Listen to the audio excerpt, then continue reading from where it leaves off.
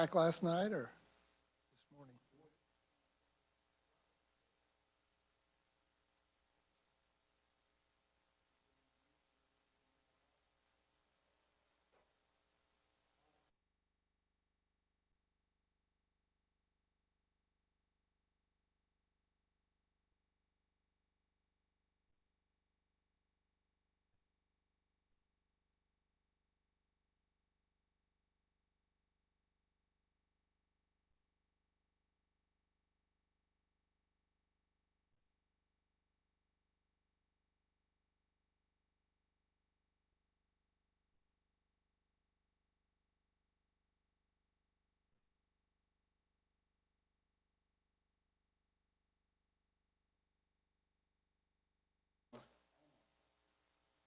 Okay, we'll call our meeting to order. Good morning, everyone.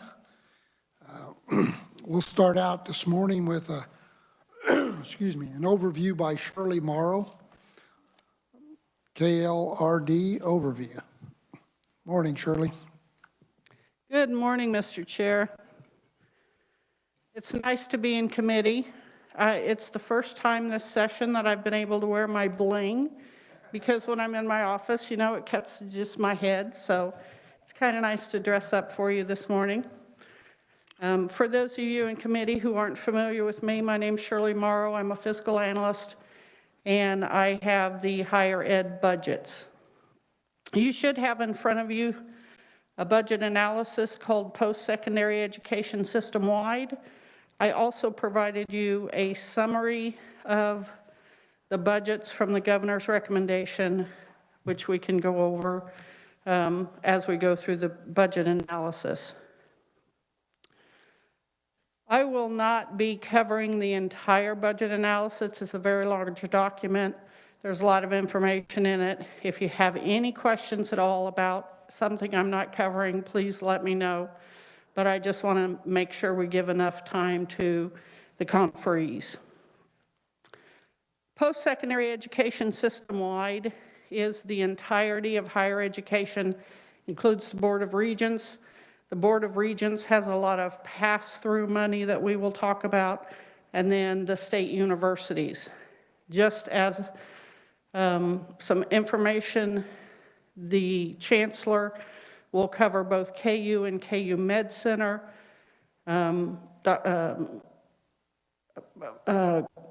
General Myers will cover K-State main campus, K-State veterinary medicine, and K-State ESARP, which is extension and agricultural stations throughout the state. Those are covered under Kansas State University.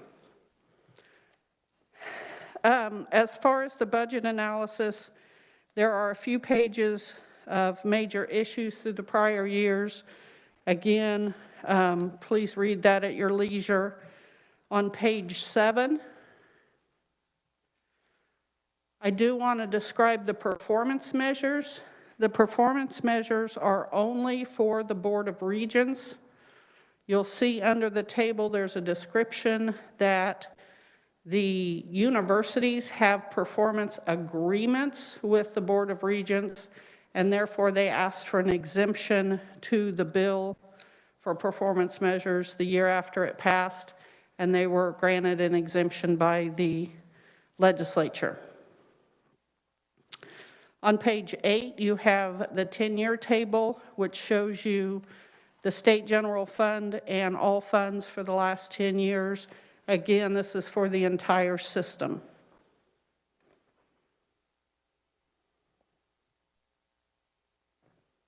I will start my presentation on the budget on page 10.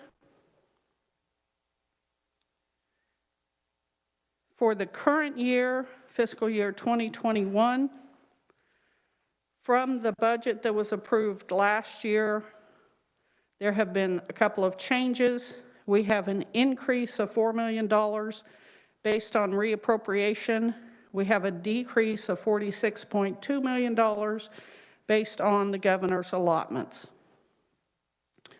You will notice in the table in the middle of the page, in changing the legislative approved for 2021, Comparing it to the agency's estimate, there's a increase of $255,724. That is a supplemental request for National Guard scholarships. The governor's recommendation did not include the scholarships, but you'll notice there's a change of $2 million. That is from the first bullet above. Of the $4 million in reappropriation, the governor did not reappropriate $1.1 million for K-State, $213,000 for ESARP, or $729,000 for Pittsburgh State. She did allow the Board of Regents to reappropriate $2 million, and that is all scholarship money that will go back into the system. So for fiscal year 2021, the agency has a revised estimate of $3.2 billion, including $828 million from State General Fund. This is an increase of $81.5 million, or 2.6%, and a State General Fund increase of that $295,000, which is the National Guard scholarship. The major increase is the CARES Act funding and the Governor's Emergency Education Relief Fund, which is what we refer to as the GEAR money. There were major decreases in housing and parking funds when those funds were refunded to the students when they were sent home because of the COVID issues. There's a shift in expenditures for salaries and wages to contractual services, commodities, and capital outlay. This is primarily to have the equipment for the students to go to virtual learning. The governor concurs with the agency's request, with the exception of not recommending the supplemental request for the National Guard scholarship, and again, as I described earlier, lapsing about half of the reappropriation for Kansas State University and Pittsburgh State. On the top of the next page, page 11, you'll see that supplemental request for the National Guard scholarship, and again, the governor did not approve that supplemental request. The last thing to note on fiscal year 2021 are the governor's allotments. You will see in the table at the bottom of the page, the total governor's allotments for State General Fund is $48.3 million, but you'll notice in all funds, it's only 22.0. This is because of the GEAR fund swap. The GEAR fund money was about 26.4%. And that would be all other funds, so that would supplement some of the allotment money.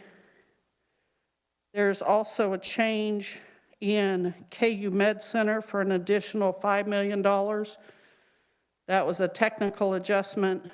You may remember last year, KU Med Center had a bill come before the committee for demand transfer of $10 million instead of the $5 million that they were receiving in a line item in the bill. And the $5 million was left in the account, and so that was taken out. You'll also notice for K-State ESARP, in SGF, there's $331,913.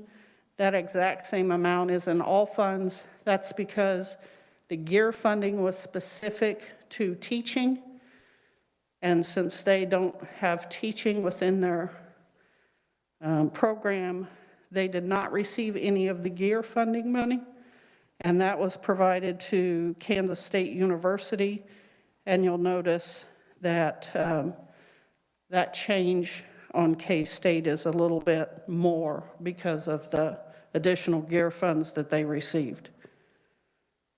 With that, Mr. Chair, I will stand for questions on 2021. Shirley, where's that change you just said on K-State?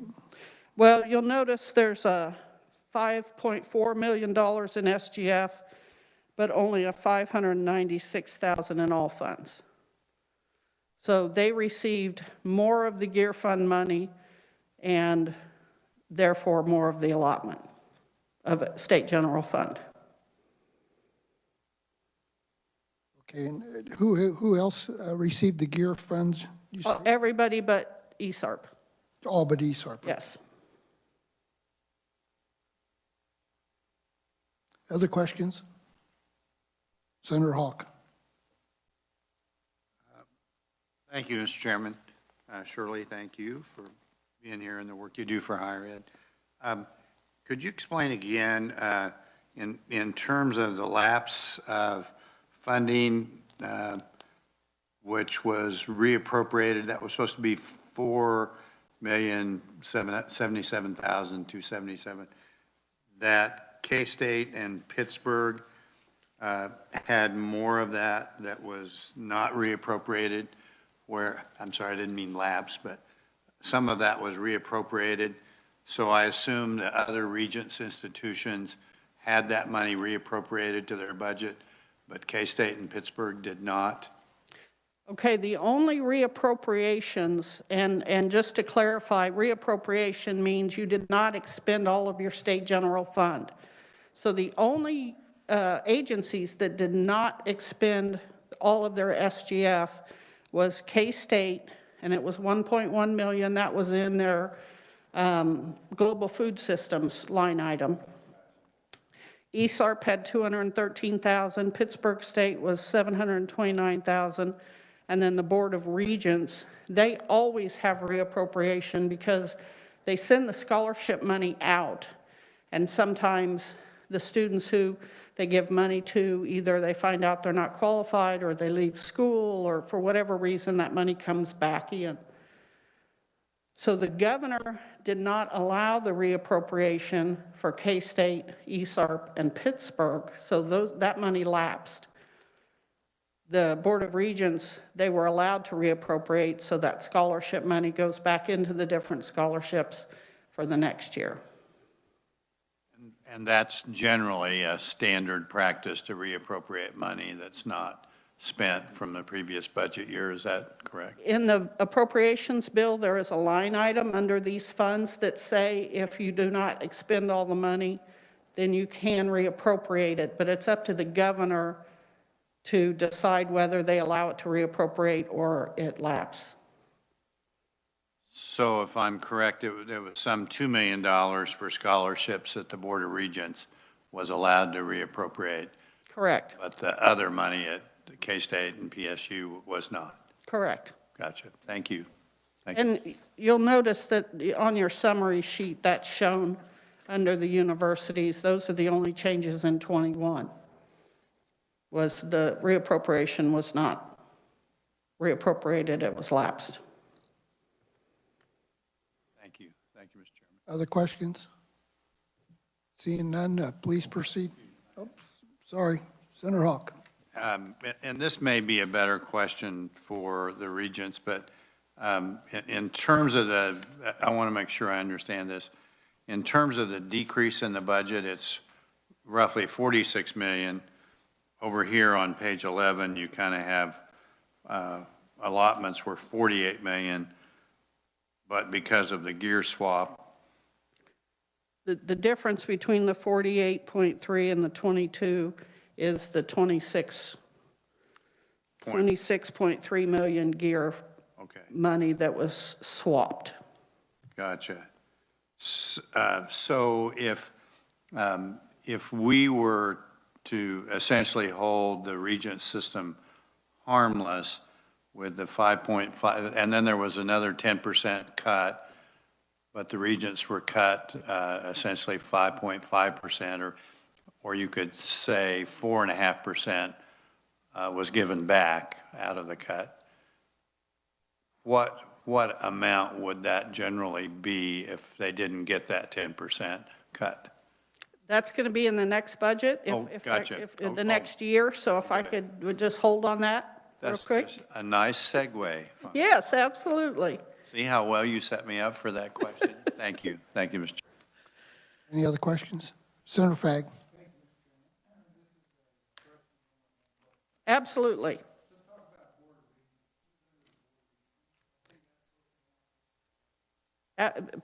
Wonderful question. So the board has the majority of their budget, about 90% of their budget is pass-through money. And their money, there's specifically two line items, major line items, we call tiered and non-tiered. That's the money that goes to the community and technical colleges.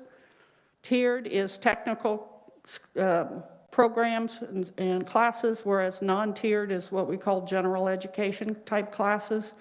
So that money's divvied up depending on what schools have what classes. There is money that goes to Washburn.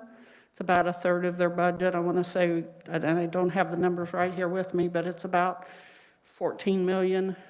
And then there is scholarship money that we'll talk about that it's here in the budget. So there's quite a bit of money that goes through to other entities.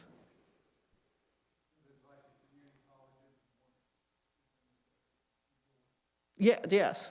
The state funding to those entities is under the Board of Regents. Any other questions? Seeing none, please proceed, Shirley. Okay, on page 12, we'll go over the budget year. This is fiscal year 2022. The agencies request a budget of $3 billion, including $877.8 million in state general funds. This is an all funds decrease of $34.4 million or 1.1% and an increase of $50.4 million of state general fund from the revised 2021 budget.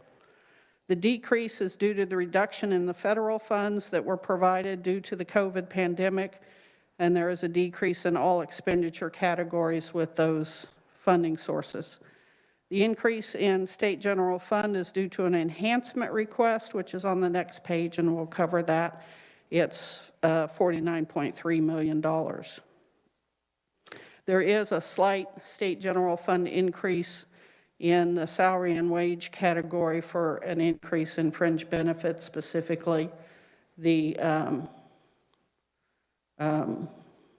hospital insurance. The governor recommends $2.9 billion, including $822.7 million for state general fund. This is a decrease of $55.1 million, or 1.8%, and an increase in state general fund. Sorry, my microphone's in the way. Decrease of $55.1 million, or 1.8%, and an SGF decrease of the same amount, and that is the governor not recommending the enhancements. And again, we'll cover that here in just a minute. We'll also talk about what Senator Hawk requested information on, which is the reduced resources. Again, the reduced resources did not cover scholarships. They had less reduction in the community and technical college line items, and the governor added a 2.5% increase in the Board of Regents, both for their administration program of $76,000 and then $10.3 million for the university operating grant. Again, this is the amount that they would get for the 2.5% salary increase, but the board can use that money at their discretion. The governor also added the $26.3 million state general fund to restore the allotment from the GEARS money. So I want to explain that, which will help answer Senator Hawk's question. What normally happens with the Board of Regents when they start working on the next year's budget, they receive an allocation from the Division of Budget. That allocation is almost always the exact same amount from the previous year. Now, this year, there was a little bit added for fringe benefits, for health insurance, but the governor also added the $26.3 million back into the budget that was the SGF gear swap. So in 21, the $26.3 million was taken out of their budget because they got federal funds. In the allocation they received when they put their budget together, that funding was not in the allocation because it had been taken out of the budget, that the state general fund amount. So as a plus, the governor put that money back into their allocation. So you'll notice on the summary sheet, when we get to fiscal year 2021, there's a reduction in reduced resources, which I'll talk about here in a minute, which is what that 5.5% reduction was. And then there's a restoration of the state general fund that was not originally in their allocation, which was the amount of the state general fund that was taken out of last year's budget because of the gear swap. That's very confusing. Let me know if I need to go over that again. You might touch on that one more time because it is confusing. So in 21, the governor gave the universities the $26.4 million and took or allotted that same amount in SGF. So in 21, the amount of SGF was reduced by that amount. The allocation they received to put their budgets together in 22 did not originally contain that money. But as part of the governor's recommendation, she restored it. She put the money back into 22.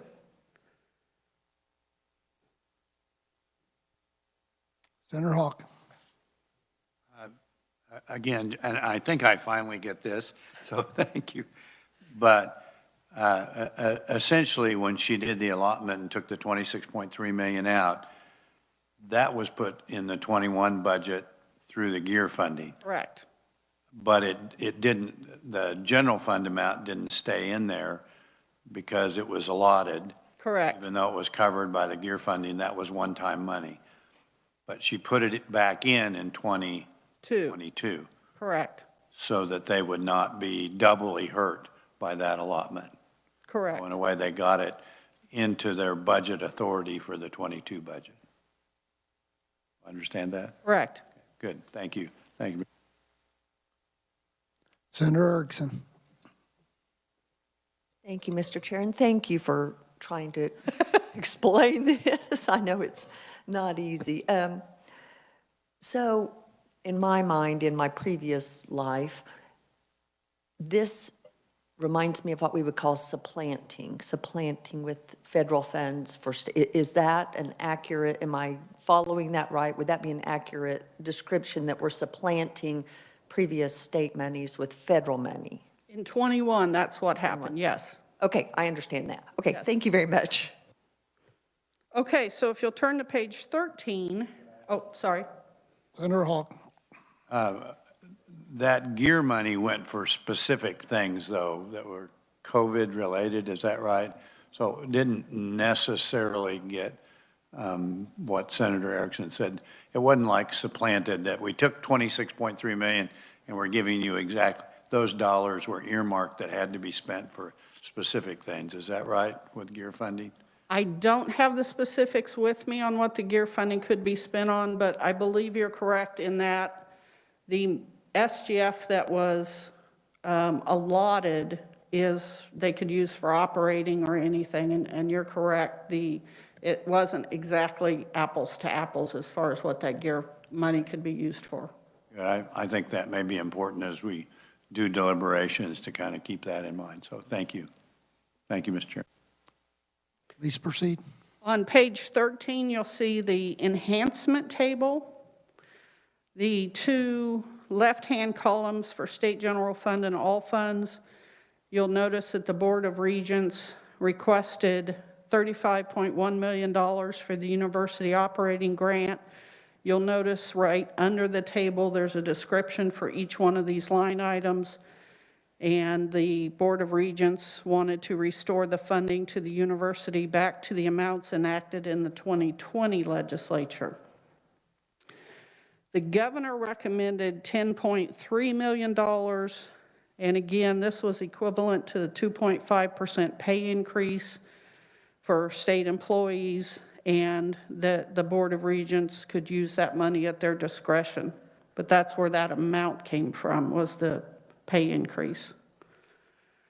The next enhancement is Washburn University. They had two different programs they wanted to start. You'll see the paragraph underneath the table, $3.3 million. The governor did not approve this enhancement. There is a close the gap on the tiered and non-tiered state aid. That funding has been underfunded for quite a few years. They have received money in the past. The Board of Regents did not supply a specific dollar amount for that. And again, the governor did not recognize approval of the recommendation to fund that program. Technical education capital outlay is a line item in the Board of Regents budget that supplies money to technical colleges and community colleges that have technical programs. Capital outlay is used for equipment and supplies that are needed for technical programs. And they had requested $7.5 million, and again, the governor did not recommend that funding. The Can Grow Engineering Initiative, that is actually a bill that's been introduced. It's been heard in House Appropriations. There's no dollar amount there. That is $10.5 million that comes out of the ELARF, which is the expanded lottery. The money goes to $3.5 million to each of the engineering schools, KU, K-State, and Wichita State. National Guard Scholarship, you'll remember there was a supplemental request for about $295,000 in 21. There's an additional $1.4 million requested for 22, and again, the governor did not recommend that funding. However, the governor did add a 2.5% increase to the KBOR administration account for the salary increase, and then the $26.3 million was added for the SGF gear swap that we've talked about.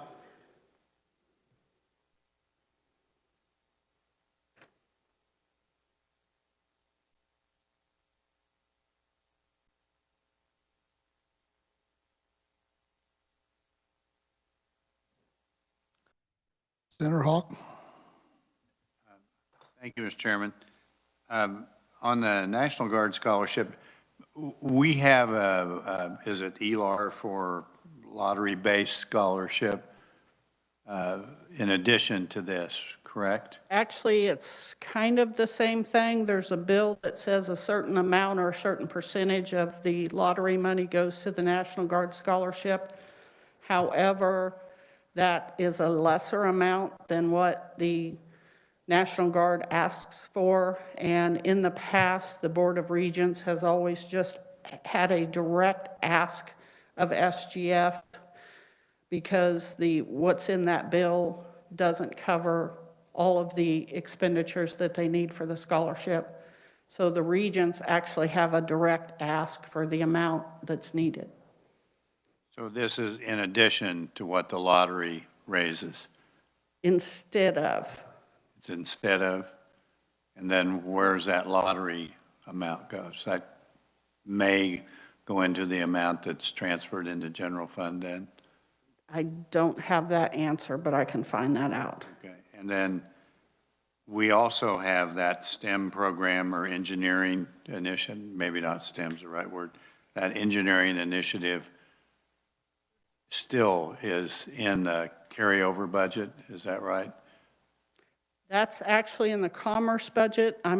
What do you mean by carryover? Oh, okay, I don't exactly mean carryover. There is still an engineering budget that goes to help the 3 schools with their engineering program. In addition, when this looks like it's not funded, we're still funding some of that, is that correct? That expires, that bill Oh, that- expires next year, which is why they've introduced a bill this year to elongate it another 10 years. Gotcha, so it's It was only good for 10 years. so it's in the 21 budget, but it would, because it expires, if we want to keep it going, we'd need to put money into the 22 budget. I believe the 23 budget, I believe it goes through 22 Okay, and expires for 23. gotcha. Thank you. Shirley, on the Career and Technical Education Program, Senate Bill 155, looks like the governor's not recommending those funds. Was that fully funded last year? Yes, I believe it was. So would this be the first year it's not fully funded if we don't do this? Because these schools have already spent that time and money on these programs, and it's like we're taking it away after they've done their job. What usually happens is the Board of Regents will have an additional request for funds. The problem with that account is the community and technical colleges don't know the exact amount they need until the classes have already happened. That's kind of a reimbursement. And so a lot of times the governor will wait and see what the amount is. Okay, but she is not recommending it at this time, correct? The additional amount, there's still an amount in the fund, but she's not recommending the additional amount. Because we don't know how many students there will be. Okay, thank you. Senator Fagg.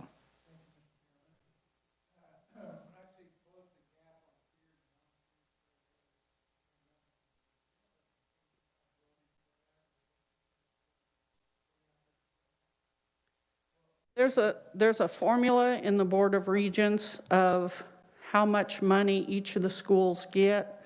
And since that funding mechanism came into being, it's never been 100% funded. We've added some dollars over the years, but there's still a bit of a gap. But they did not calculate what that was at the time they put the budget together.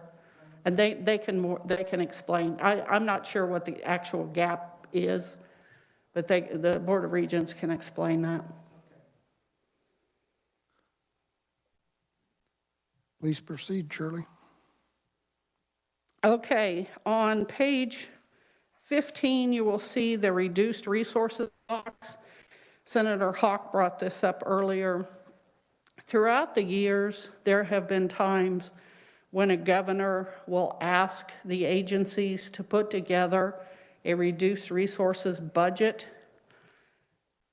These numbers actually don't show up in the university's budgets. They don't reduce it by the 10%, but in essence, it's if the governor needed more money, how much money would you give them and in what categories or what programs?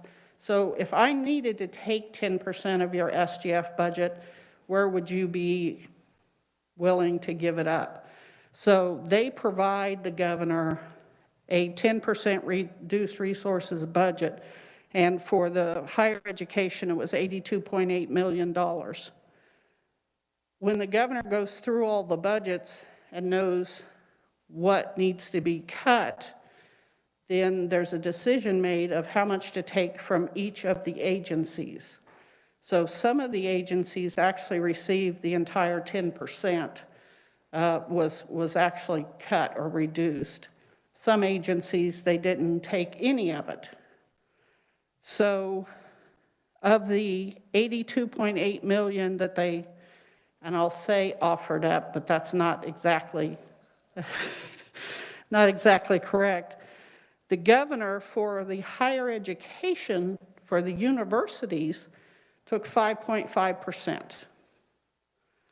Now, you'll notice in my summary for fiscal year 2022, in this table, I just give you totals because the Board of Regents, 10% was 21.5 million. However, the governor only took 3.9 million. That's not 5.5%. It's more like 2%. And of the programs that were provided in the reduced resources, the state aid to locals, which is the pass-through money to the community and technical colleges, the tiered, the non-tiered, they received a 2% cut. The governor didn't take any reduced resources from the scholarship amount that was in the reduced resources. So it's a little bit, for the Board of Regents, it's a little bit mixed because some of it she took 2%, some of it she didn't take at all. And of the universities, it's about 5.5%. So a little over half of the amount. And on the summary sheet I provided you, you can see the numbers specific to each of the universities.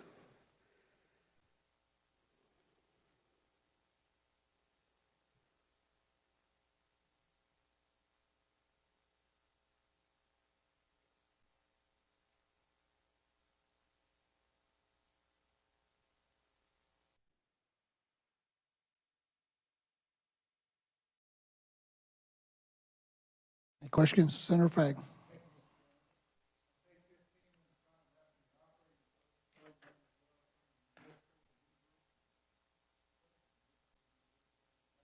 That's Washburn. Senator Hawk? Thank you, Mr. Chairman. I want to make sure I kind of understand. So on page 12 is the budget for 2022, and essentially the governor's recommending $822.7 million state general fund. Is that $37 million cut on page 15 then off of that 822.7 million? That Is that in addition? No, it's within that. It's within that 822? It's within that. Okay. Thank you. Thank you, Mr. Chairman. Other questions? Senator Fagg?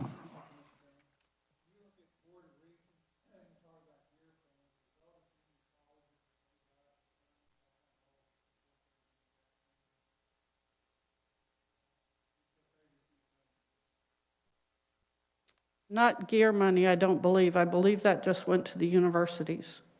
They received some COVID funding, but I don't believe they received gear funding.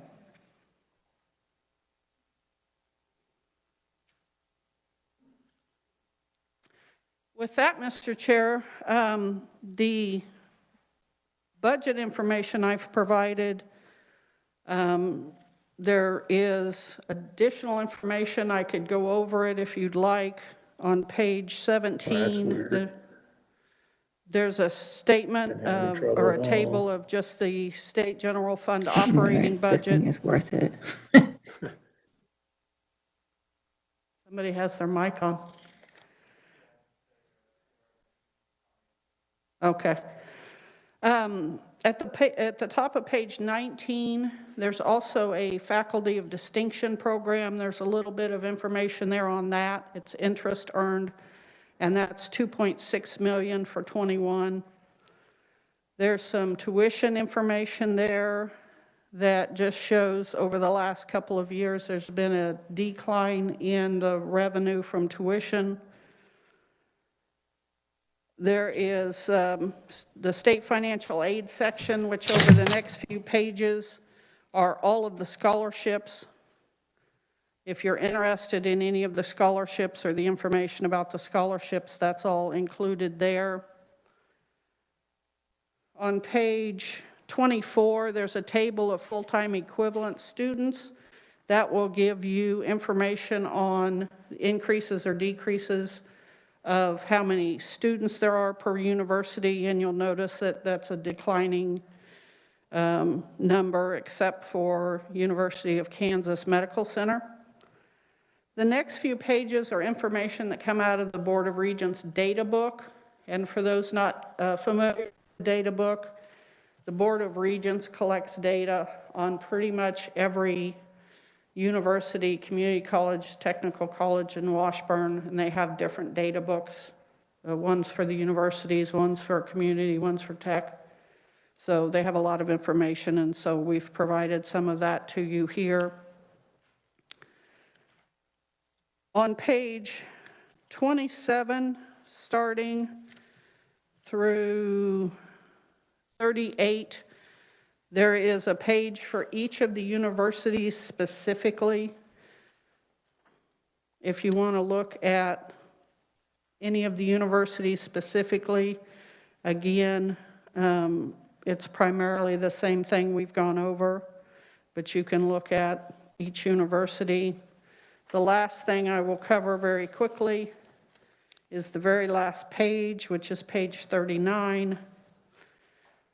This is capital improvements. This budget has been before Joint Committee on State Building Construction and received a recommendation of governor's recommendation. The estimate for 21 is $146.8 million, including $607,000 state general funds. This is an increase of $22.2 million, a decrease of $1.7 million state general fund. That is due to last year's 21 budget.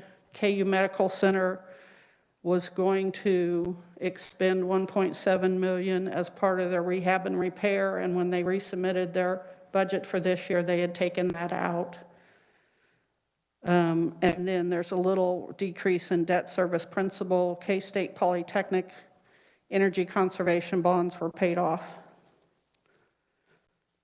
In 22, the budget is $111.8 million, including $609,000 state general funds. It's an overall decrease of $35 million. Again, this is pretty typical for the out-year budget. They're not quite sure what expenditures they'll have in capital improvements, so next year when they resubmit their budget, there'll probably be additional increases. The SGF in capital improvements is only in Pittsburgh State. It's their energy conservation bonds and its bonding principal.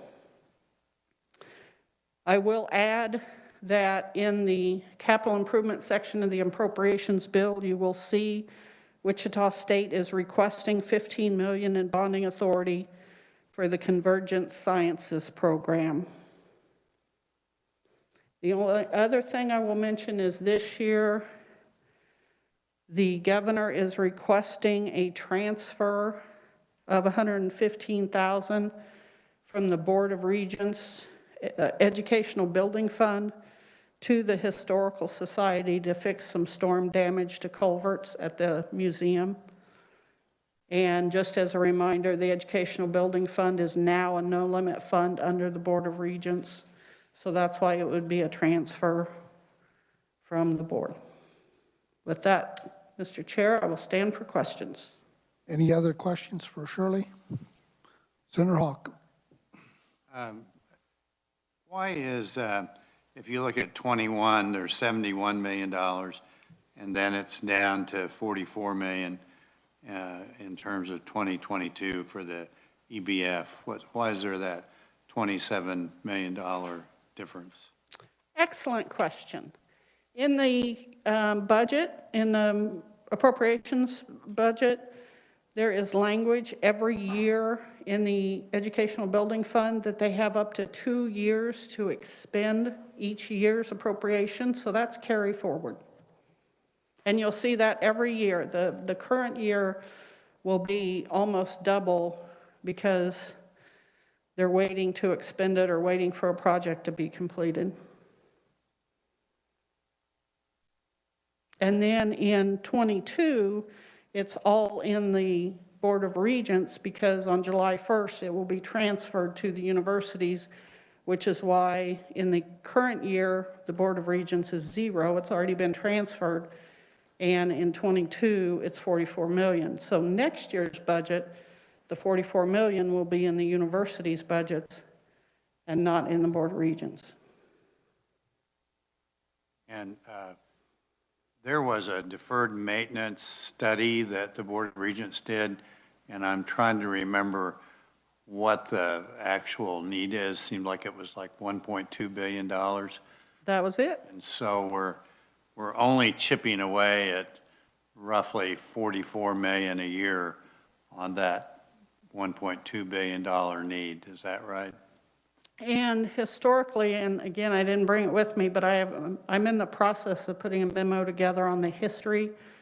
The Educational Building Fund, for those who aren't familiar with it, is a 1 mill levy on property tax, and it brings in about 40, little over 40 million a year. That 1 mill it's been at 1 mill for, and I'm guesstimating because I don't have it right in front of me, but since the 50s. So they haven't ever had, at least for that many years, they haven't had an increase in the amount they've been getting for repair and rehab and repair and maintenance of the buildings. Senator Erickson. One quick question. Thank you, Mr. Chair. Just looking at the FTE positions, do you know what the increase in FTE for the Board of Regents is? Thank you. They actually have in their budget now a non-FTE position. In KLRD, we have changed our policy over the last 2 or 3 years. We now, when we look at FTE, combine FTE and non-FTE.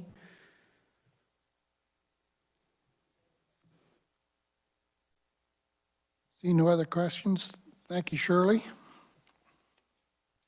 We'll move on next to Blake Flanders, Board of Regents. Welcome, Blake. Well, thank you. Good morning, Chairman Billinger and members of the committee, and thank you for the opportunity to appear today on behalf of the Kansas Board of Regents and System of Higher Education. Our role is to serve as the representative of the public post-secondary educational system before the governor and the Kansas Legislature. And today we will be advocating for state investment across all sectors of public post-secondary education.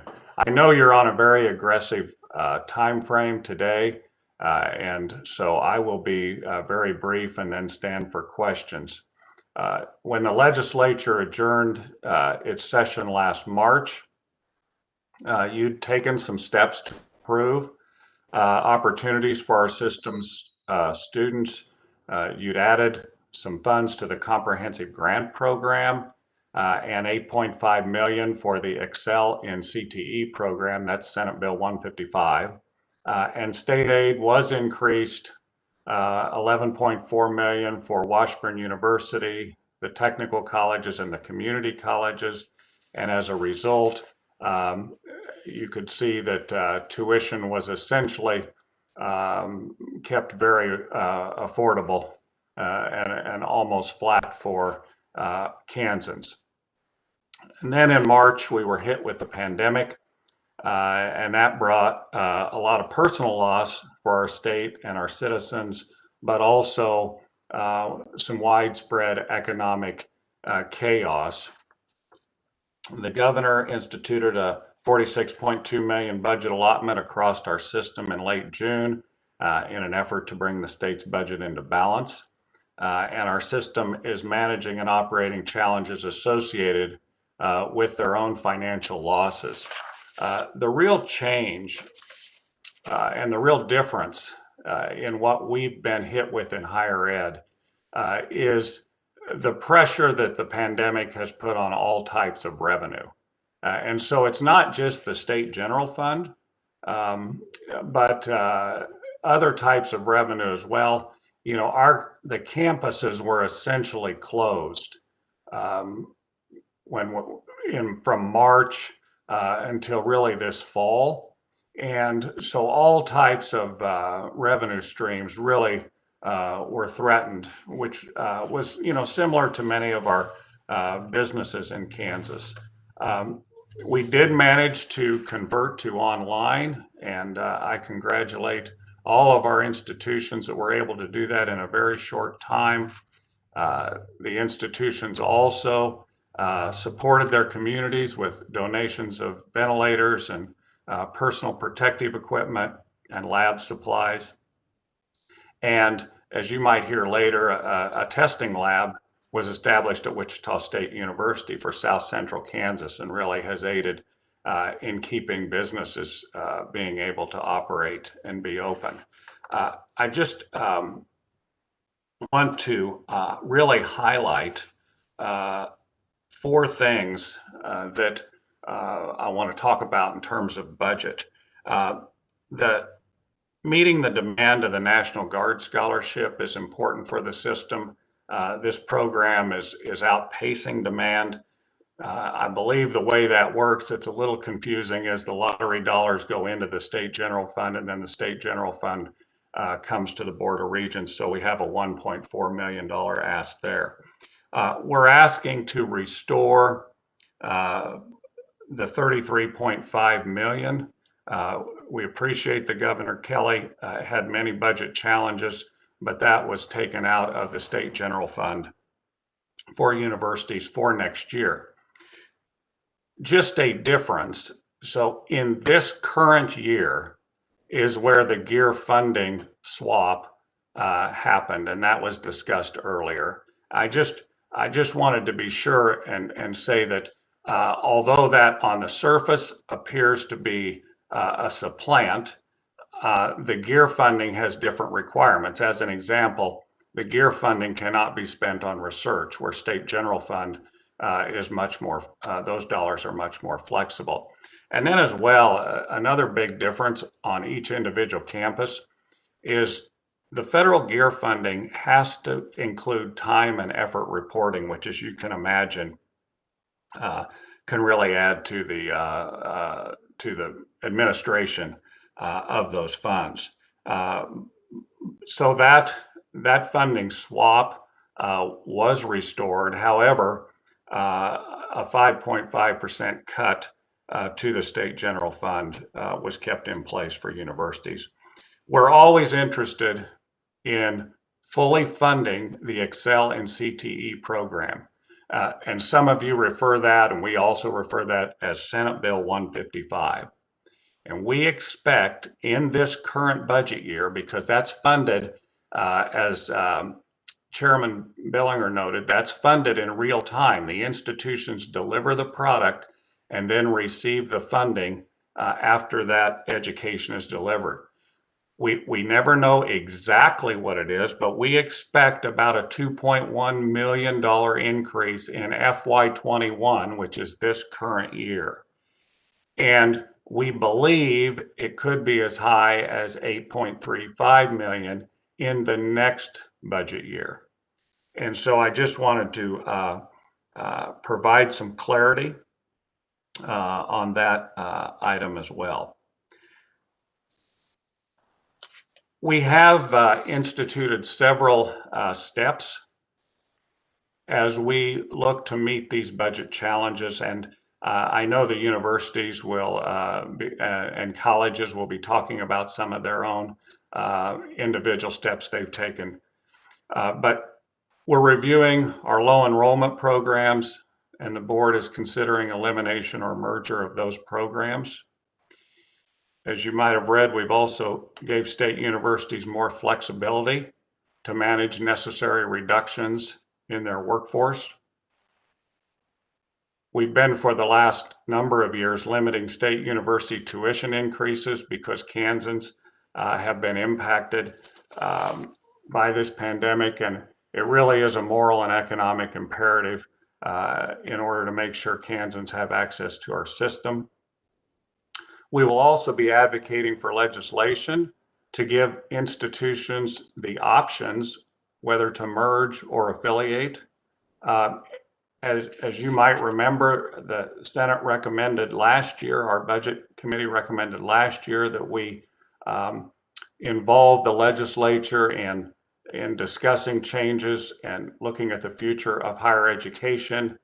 We had a Future of Higher Education Council that included board members from local community and technical colleges, as well as regents, and also legislators and representatives from the governor's office, where that recommendation was made to include that permissive legislation.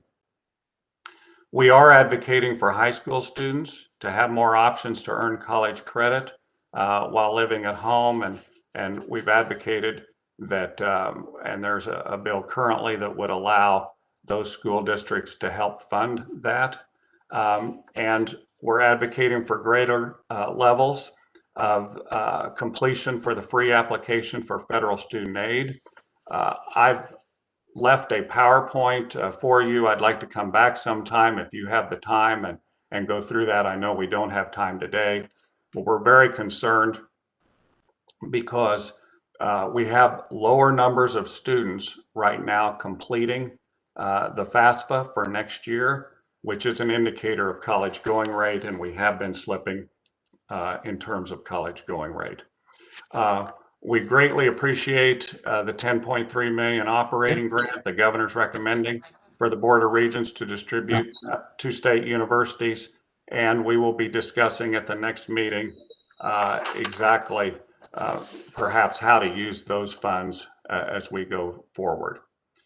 And with that, I would stand for any questions. Again, I know you're on a tight timeline, but I do appreciate the time this morning. Thank you, Blake. Questions? Senator Hawk? Thank you, Mr. Chairman. Blake, appreciate you being here. Big if, who knows where we'll be on money, but if we restored the 33.5 million, which was that reduction, the 5.5% reduction, would that then put the CTE funding, the National Guard scholarship, et cetera, the other things that we saw on your enhancement list on page 13, would that fund those things, or would that just get us back to even on the other operational things that you need to have in the regions? That would just get us back. Thank you, Senator Hawk. That would just get us back to even on the state general fund for the state universities. So the National Guard tuition system, I believe, is 1.4 million. And the CTE is 1.9, almost 2 million. Is that right? I believe in terms of the XL and CTE or Senate Bill 155, a little difference. That is for in this year's budget. So it's 2.1 million in the current year. And we're still funding that program. We are. That's an enhancement that we would do. Correct. We are still funding that program. Again, as the chairman noted, those courses the colleges deliver and then expect and hope for the funding to come from that. So that's why we track that in the current year. Thank you. Thank you, Mr. Chairman. Other questions? Seeing none, thank you, Blake. Appreciate your presentation, and also appreciate your PowerPoint. Get a little time, we'll look it over good. Thank you. Okay, next we have President Tisa Mason from Fort Hays State University. Welcome, Tisa. Thank you so much. Can you hear me okay? We can hear you, and happy birthday. Thank you very much. I had trouble getting audio, so I am sharing Mike Barnett's computer with him. We are social distancing, of course. And I know during our troubleshooting with your tech person, my mic went a little live, so I apologize for interrupting your meeting. Joining me today, though, for our presentation is our Vice President for Administration and Finance, Mike Barnett, and our Vice President for Academic Affairs, Jill Arensdorf. I would like to begin by thanking you for your service to our state. And as you will see in the provided written testimony, I've organized my remarks around 4 themes: the mission of Fort Hays State University, how the funding we receive through the Kansas Board of Regents helps Fort Hays State University achieve our mission, an overview of the COVID funding Fort Hays received and how we utilize those dollars, as well as our academic impact. The mission of Fort Hays State University is to provide an accessible, quality education to Kansas, the nation, the world, and an innovative community of teacher scholars and professionals to develop engaged global citizen leaders. In thinking about our mission, it's very important to understand our geographic location and our vast service area. The orange section of the map found on page 1 of my written testimony denotes our K-Board designated service area. Fort Hays State University is responsible for providing educated and appropriately trained professionals for communities located in the western 2/3 of the state. We educate teachers, healthcare workers, geologists, bankers, law enforcement officials, and other professionals who directly enhance the quality of life for Kansas. In addition to our educational mission, we support these communities through service and outreach. For example, our speech pathology students drive to rural communities to conduct free screenings and referrals, and our accounting students prepare taxes for low-income families. Our criminal justice faculty, in partnership with our university police department, are establishing a de-escalation training center to help police officers and others to improve strategies to diffuse situations that otherwise might escalate the use of force. Our presence matters. Fort Hays State University became a pioneer in distance education more than 20 years ago because we understand the challenges of rural communities. And 30 years ago, before internet services, we offered 2-way interactive TV classes with our community college partners. Today, we are the largest, I'm off of my computer, I'm so sorry. Today, we are currently the largest provider in Kansas, and we have recently been recognized as only one of 6 universities in the nation to earn the United States Distance Learning Association rigorous 91-point certification. We're also leaders in teacher education and are responding to a looming shortage of teachers in Kansas. Fort Hays State University was part of the original planning group that created the transition to teaching model.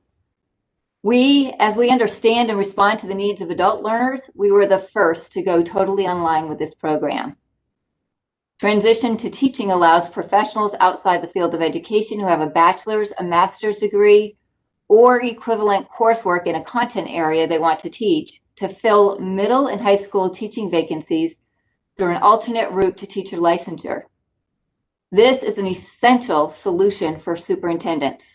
Our fall transition to teaching enrollment was 320 students. I've included a chart of our current transition to teaching students by county on pages 2 to 4. One of the many examples of how we stepped up to assist K-12 educators as well as other professions during COVID involves the leadership of Dr. Janet Stramel, Professor of Teacher Education, who conducted multiple Zoom question and answer sessions for Kansas teachers to assist with online mathematics instructions during the crisis. To supplement our online Masters of Science and Instructional Technology, we also prepared new curricula for an advanced degree in digital technology, as well as data literacy certificate. These programs are helping teachers across the state to adapt and enhance teaching and learning at a very challenging time in our nation's history. Whether it's leveraging our online expertise, building up community outreach during the pandemic, or developing educational programming to meet the needs of the moment, Fort Hays State University is an innovative, responsive university. Our mission has driven our success resulting in 19 years of growth during the past 20 years. And most importantly, we experienced a 24% growth in the number of Kansans enrolled. Regarding the second theme, how our state funding helps Fort Hays State University achieve our mission, is our relentless focus on providing access to higher education. As we see it, providing access to higher education builds the workforce that is essential to a thriving rural community in Western Kansas and students from every county in Kansas. Every dollar of state appropriation we receive is responsibly invested in driving our mission. Please allow me a moment to share some charts to demonstrate the effectiveness of our business model. The first chart, located on page 6, shows that our state appropriation is 24% of revenue. It is this funding, less than 0.25% of our total budget, that primes the financial pump that makes Fort Hays State University the best buy for Kansas taxpayers. An example of how that best buy looks can be demonstrated by a comparison of tuition and fees among K-Board designated peer institutions. Please reference page 7. At Fort Hays State, we are always looking for ways to operate more efficiently to keep costs low while maintaining the highest quality of educational and workforce opportunity. A good example of what that looks like is found on page 8, a chart depicting our cost per student credit hour as compared to the K-Board average cost per student credit hour. We have been longtime good stewards of state dollars. We have no debt on any of our educational buildings. The only debt we have is in our brand new residence hall and our under construction right now, Student Success addition to the Memorial Union, both auxiliaries with revenue to pay off that debt. Our efficiencies also show up in long-standing best practices, from peak shaving to creating an internal construction company to wind energy. Our conservative practices drive our ability to keep our tuition affordable, which allows us to provide the educated workforce for all our Kansas communities, and that keeps our state strong. At this time, I will turn the presentation over to Mike Barnett, Vice President for Administration and Finance, who will walk you through the COVID finance as summarized on page 9. Thank you, Roxy. Welcome, Mike.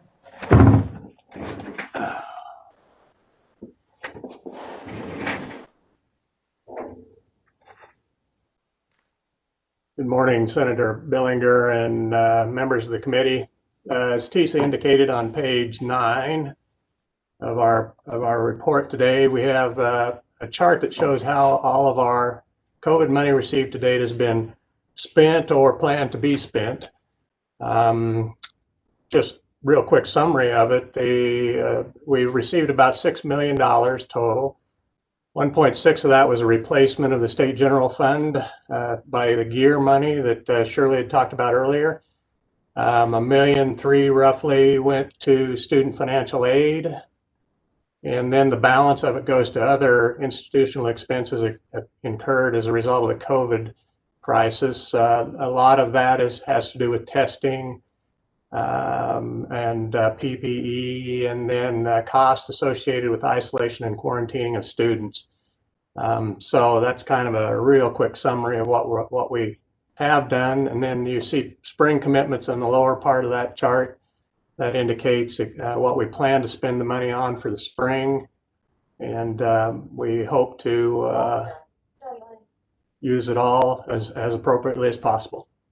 I stand for any questions. Any questions for Mike? Seeing none, please proceed.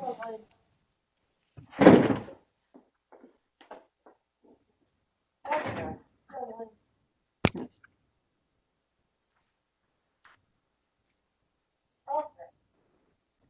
So I wanted to continue. We're jumping computers, so I apologize for the lag here. Yes, we can hear you. Please proceed. Thank you. There are numerous ways Fort Hays State University positively impacts the economy. First, as already mentioned, we provide the educated workforce necessary for Western Kansas communities to thrive. Our focus on educating in place through online and distance learning, as well as providing a Western Kansas campus experiences, increases the probability that Western Kansas students will remain in Western Kansas communities. Our success is focused firmly on our mission to provide an accessible, affordable, high-quality education.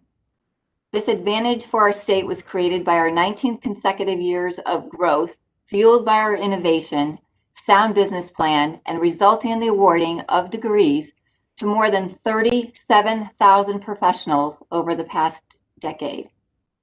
Second, we model our mission to develop engaged citizen leaders, another key to a prosperous state, and we do this in a number of ways. Here are just 3 examples. For the last, since 2012, our faculty have helped school districts save money by training teachers to adopt a Google platform rather than pay for expensive platforms. To date, we have trained more than 10,000 teachers and impacted more than 100,000 students in the state. Precise cost savings for Google schools are difficult to calculate due to the varying operation models across the districts. But schools can expect to pay only $15 per year for internet access with all the other services included in the suite of tools, such as Gmail, Calendar, Google Drive, web conferencing, tools for teaching and learning. For rural schools, this has been a considerable cost saving. One school district shared that they were paying $20,000 for the equipment to teach 1 Spanish class to their local students, while a school 20 miles down the road paid an additional $10,000 for 2 students to participate in the class. However, Google Apps allowed them to access these same students for $15 per year per school. The Small Business Development Center, supported by a Robbins College of Business and Entrepreneurship, exists to increase economic prosperity in Kansas by helping entrepreneurs and small business owners start and grow their businesses. Headquartered in Topeka, the Small Business Development Center is actually a system of 12 centers. All 12 of these centers are overseen by Fort Hays State University. Collectively, SBDC served businesses generated an increase of $13.6 million in sales tax revenue to the state's economy this past year. And finally, as another example, our Docking Institute of Public Affairs facilitates effective public policy decision-making among governmental and nonprofit entities. Some examples include ongoing KDHE surveying required for federal designation of medical professional shortage areas, school bond feasibilities, economic impact analysis, such as the recent study that supported Schwann's expansion into Salina. Finally, our location in Hays provides a direct economic benefit to our region. We're one of the largest employers in our community. Our economic impact study in 2018 demonstrated a contribution of more than $233 million for Ellis and the 4 surrounding counties.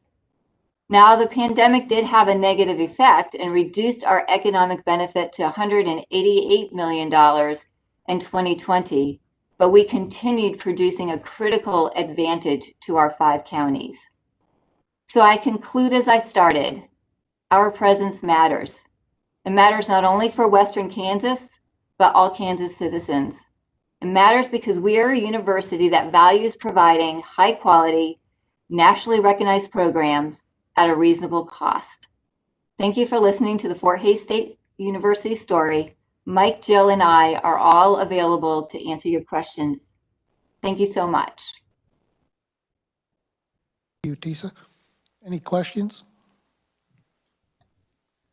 Seeing none, thank you for your presentation today, and thank you for being the best cost university in Kansas per credit hour. Appreciate that. Thank you, Senator and members of the committee. Next, we'll move on to President Farley at Washburn University.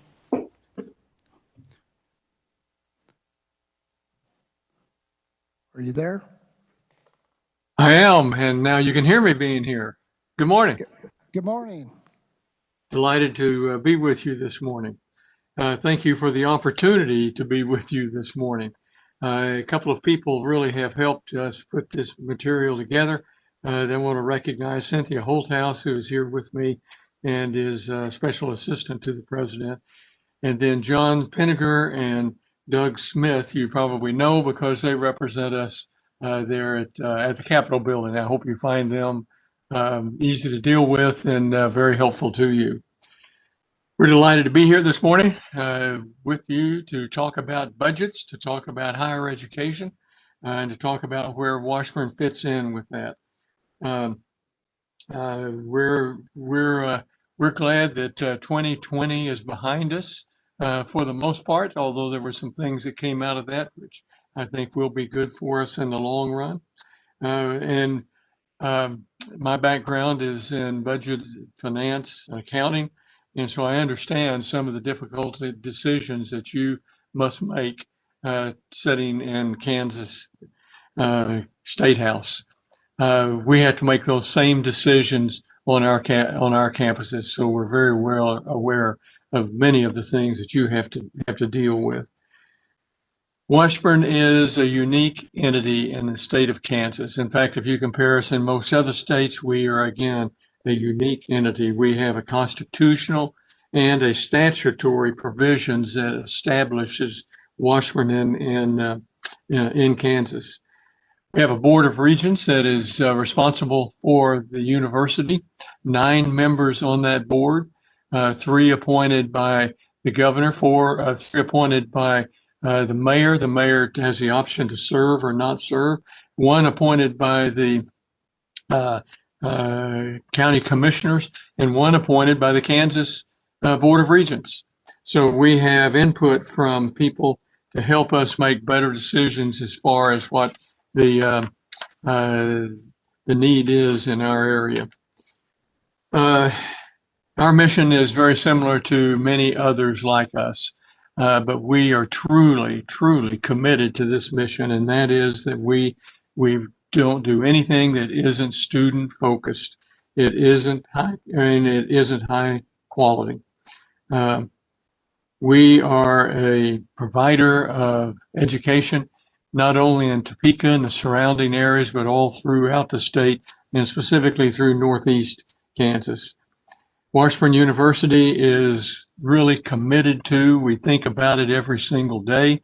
We don't make any decisions that we don't make certain that it is relevant to the teaching institution. We interview new faculty members, and they must demonstrate that they have great skills in their teaching abilities. And finally, in our mission, we prepare people for work and living in Northeast Kansas. And we want to make that part of the state, and particularly in Topeka, want to make that part of the state a positive impact on economic vitality. The thing that we contribute, quite frankly, is students, educated students that know what they're trying to accomplish, and we find a way to help them accomplish that. We partner with employers in the whole state, but also particularly here in Topeka. About 70% of our students stay in Kansas. We have more than 15,000 of our graduates that live and work in Shawnee County, and that is more than any other school in the state. Each year, income is generated by operations and spending of students and visitors, and it contributes over $50 million to Northeast Kansas economy. Now, I kind of like looking at this from a business perspective. One of the things is we want to know what's the rate of return, the investment worth the rate of return.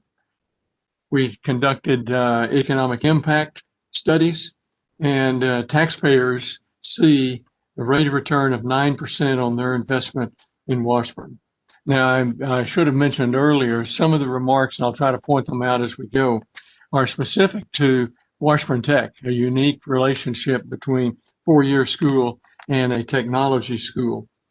Washburn Tech has almost an 8% impact on rate of return for taxpayers. For students, it's also important. We have just under 16% rate of return on the Washburn University campus and almost 13% on the Tech campus, Washburn Tech. Our funding story reaches back to our founding. We were founded as a private school and serve that issue and serve that particular proposal to Washburn and to the state of Kansas. We found difficulties that occurred in late 1930s. So in 1940, the state of Kansas, the citizens of Topeka, brought Washburn University into a unique statewide role. The state began at that point to provide us with a state operating grant to help offset some of the cost for our students that came to Washburn University and went to school and paid tuition here. That's grown, of course, since 1961, and today we have about $11 million of state appropriated funding. We're grateful for that. We try to be good stewards of that money, and we ask our legislators to be mindful of the way that fund works. It reduces what we would have to otherwise charge for tuition. Our operating budget, both combining tech school with Washburn University, is a little over $100 million. The state aid we receive is vital to what we do. Our financial health would be impaired considerably if we were to lose that state aid. Nonetheless, we recognize that you must sometimes reduce the amount of funding that you can provide to us. We work closely with the Kansas Board of Regents. Dr. Flanders and his staff are very helpful to us, and we try to be helpful to them. We see ourselves as team players. We don't run renegade, and we don't try to turn things around just for our benefit. This year, as everyone has been impacted by the virus, we had a few weeks to make a dramatic change on our campus, and our faculty members jumped to the task. And so when students came back from spring break, they were in a remote teaching and a remote learning environment, and that's worked out well for us. Nonetheless, there were still some students that when we moved from spring semester of 2020, we had people in fall semester of 2020 that chose not to return for whatever reason. Some of them were, of course, concerned about the virus and what would happen to them on a college campus. And so they did not return. We lost 400 students. About 80 of those students were international students that pay full fare. And it has been unfortunate that that is the case. Washburn Tech has a little different perspective, and that is that over half of the students that attend Washburn Tech are the ones that come through the career and technical education funding, used to be called Senate Bill 155. And at Tech, over half of our students are high school students, and they follow a high school schedule. And so we have to be accommodating to that.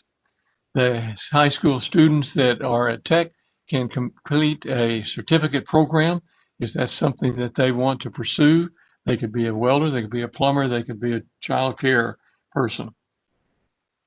Over half of our students in those programs choose to move on past that at some point in their career. We know that they can't make a career life-changing decision in a very short period of time. We have worked a way so that all of those students have a pathway for the future. They can stay with us and get another certificate program. They can get an associate program with us. They can get baccalaureate program. And yes, many of them go on to master's programs, including our world-known law school here in Topeka. When the virus was obviously with us, we froze everything that we do on campus, not because we had to have freezing temperatures for any kind of vaccine, but because we didn't have the money to do the things we were normally going to do. So we mastered the problems that we had with that. All budget positions were frozen. All travel was frozen. And unless it was absolutely essential equipment and repairs, we postponed it. And by that, we were able to complete another year of a balanced budget at Washburn. In the year that we're in now, we still have a balanced budget and we still have frozen travel funds, equipment funds, and personnel funds so that we can balance our budget. One of the things that did help us, though, as it did many other schools in the state, is the CARES Act. The CARES Act provided us money for expenditures that were one-time in nature, but essential to us.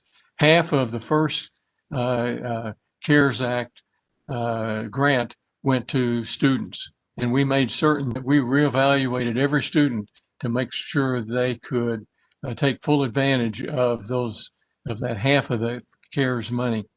And it worked out well for us. Many schools across the country simply divided the money they received from the federal government by head count students. We didn't do that. We think it better served our students, and it has worked out exceptionally well. We are involved with CARES Act now. We received the first portion of that last spring, and it was spent this year, and we still have a little left, but we have plans for that are appropriate. And we have a plan for what I'm referring to as CARES 2, $8 million, and we'll probably do some of the same things that we did with CARES 1. One-time funds, the problem that one could get into very quickly is spend those monies like they were continuing money. We don't do that. We don't do that during the regular year. We make certain that there's continued money covering continued expenses. So that's where we stand. That's what we're doing currently. I'd be glad to respond to any questions that you have. President Farley, questions? Senator Fagg. Thank you, Mr. Chairman. Dr. Farley, could you talk a little bit about your sales tax? You and I talked on the phone the other day, and I find that interesting, the 0.65%. How much does that generate, and what part of that fits in your budget? Well, thank you, sir.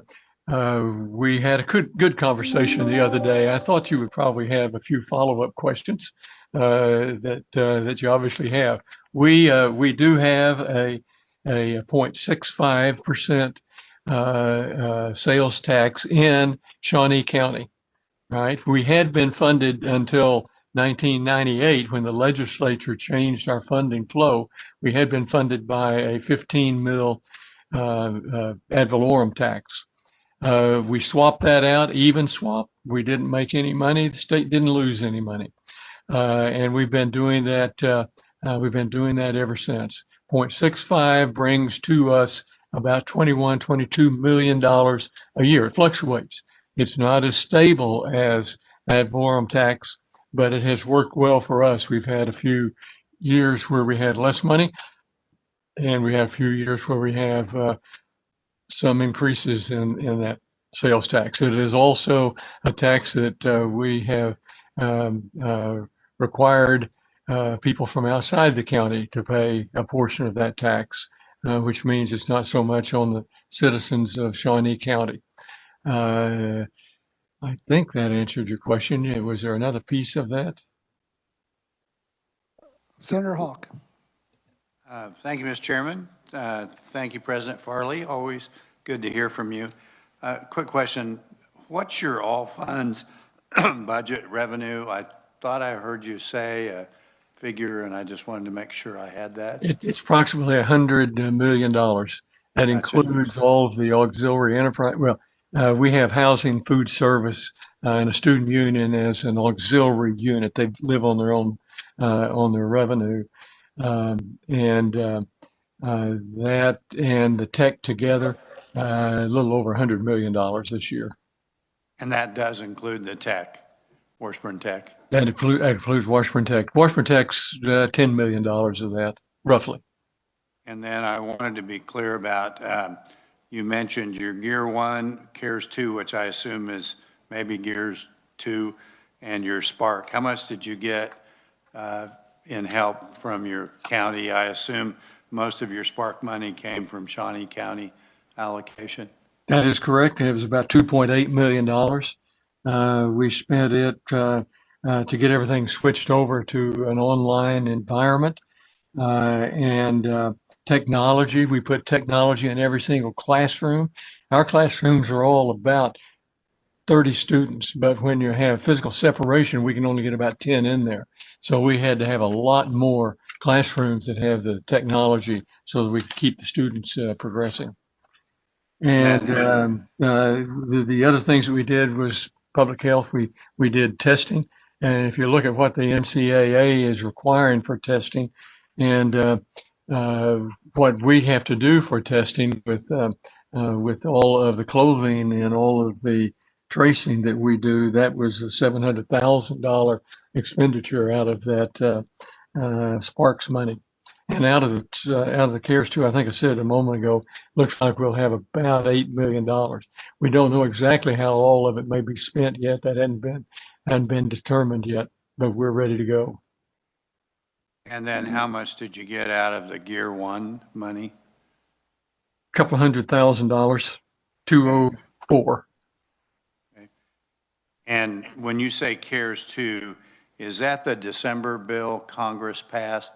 So and you'd be thinking about the current president, the Biden package, which we don't have yet. Are you considering that CARES 2, or will that be CARES 3?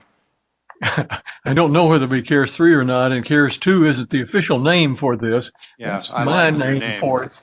It's mine, so I can keep them separate. But I do not have any information about my new CARES 3, but I'll be glad to talk with anyone about it.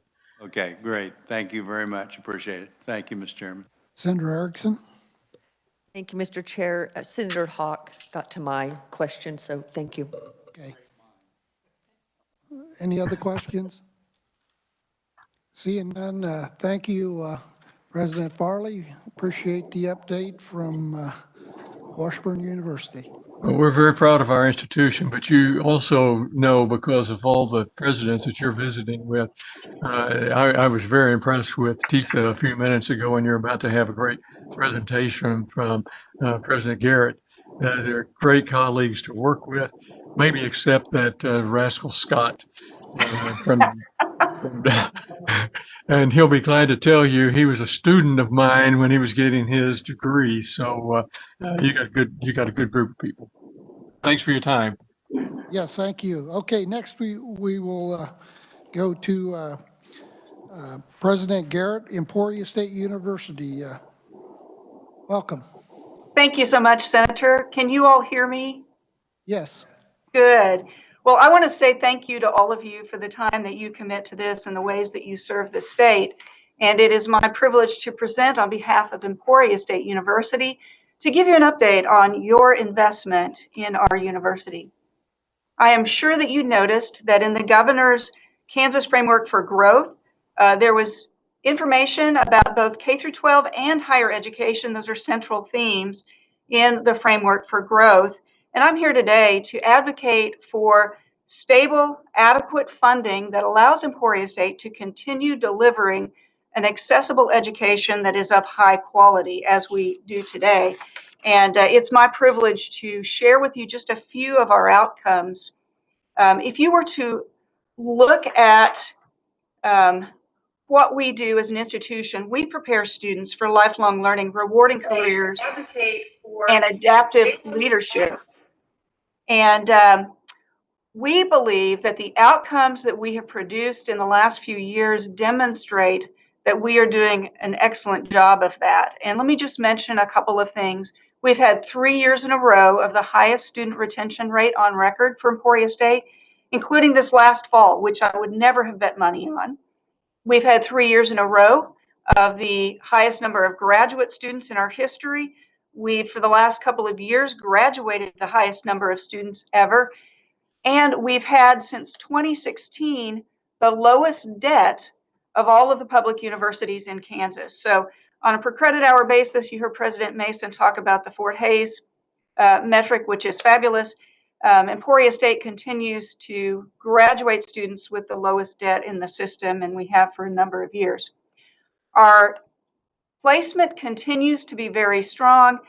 Just after we sent this publication off to you, we learned that for 2020, which was a year where we had some concerns, our placement was about 94%. And so we did dip a little bit, but still very strong, particularly considering the economic challenges of the last year. You know, as we look at what higher education does for the state of Kansas, it really is, I think, properly viewed as an investment rather than as just an expense. We know that in the economy today, 9 of all 10 new jobs are going to those who have a college degree. And for state coffers purposes, the higher the degree, the higher the salary. Now, if you'll move on to slide 5, investing in Emporia State really is an investment in Kansas. And one of the things that has been proven true time and again is that providing access to high quality education is something that provides economic opportunity to residents of a state. Other attempts, things that deal with tax incentives and things of that nature, while they can be helpful in attracting new businesses, are also a bit of a race to the bottom. Higher education actually lifts all boats. And of course, the higher earners are producing more in tax revenue. They are more recession proof when it comes to businesses that may be doing a reduction in force, and that is good as well. And the higher the level of degree, the less likely people are to be reliant on state services of various types. So higher education really is a fantastic investment for the state of Kansas. Let me talk just a little bit about how Emporia State is specifically serving Kansas. And if you'll look at slide 6, you'll see that about 87% of our undergraduates are Kansas residents. Nearly 2/3 of our graduate students are Kansas residents. And the vast majority of Emporia State's graduates are reporting employment in Kansas, which for these purposes, we also include the KC metro area. 40,000 alums are living here in the state of Kansas. So we believe that we're serving the state of Kansas well by assuring that we're educating Kansans and keeping them here once they graduate. And as I mentioned previously, our graduates have had the lowest debt in the public system for the last several years. We're preparing graduates who are important to the future of Kansas in a number of critical areas. And I want to spend just a moment talking about some of those areas and some of those ways that we're supporting the state of Kansas. If you'll look to slide 7, you may notice in the top where we talk about talent, specifically, of course, Emporia State is well known for the teacher education program. We're the home of the National Teachers Hall of Fame, as well as the National Memorial to Fallen Educators. And over the last 5 years, we have produced about 3,000 education degrees. Many of those, of course, will be educators who will serve the state of Kansas. Like you heard President Mason mention, we also are providing a master's program that allows people who are not education undergraduate students to make that transition into education, whether it's in Kansas or elsewhere, and serve our school districts. We're providing professional development as well as guidance on how to use online education. We also are doing a lot with respect to providing market-driven programs. So in Emporia State, when we look at adding programs, which is something that we're very cautious about today, we're focused on what is the market demand for that program and what do the revenues look like for that program. And so we're specifically focused on programs that have very strong employer demand, as well as programs that will in the next 2 to 3 years turn cash flow positive for the university.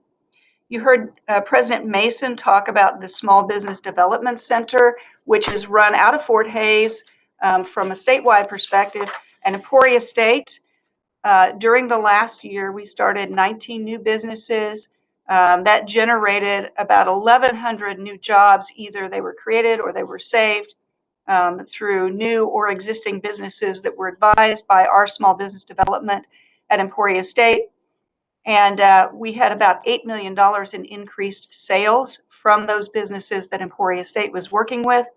The return for every dollar invested was more than $110 to support a large region within Kansas that drops down almost to Wichita.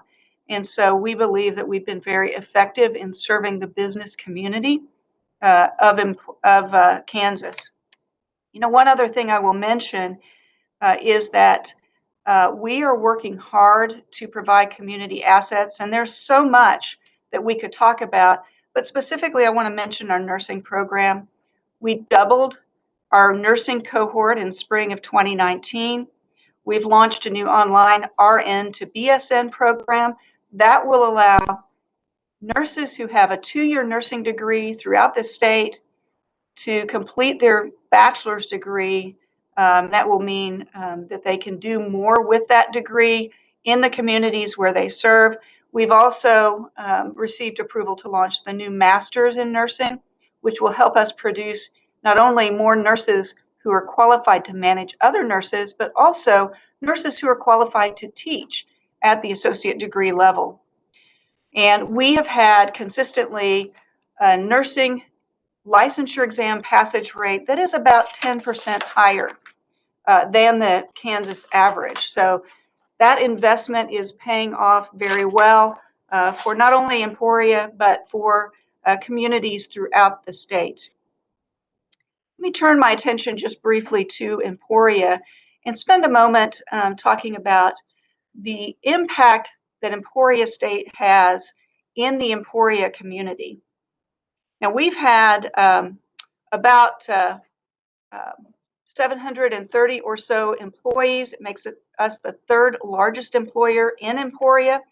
We're bringing in students from 30 states as well as about 35 different countries who are coming to Emporia to study. That's bringing economic development and dollars into this area.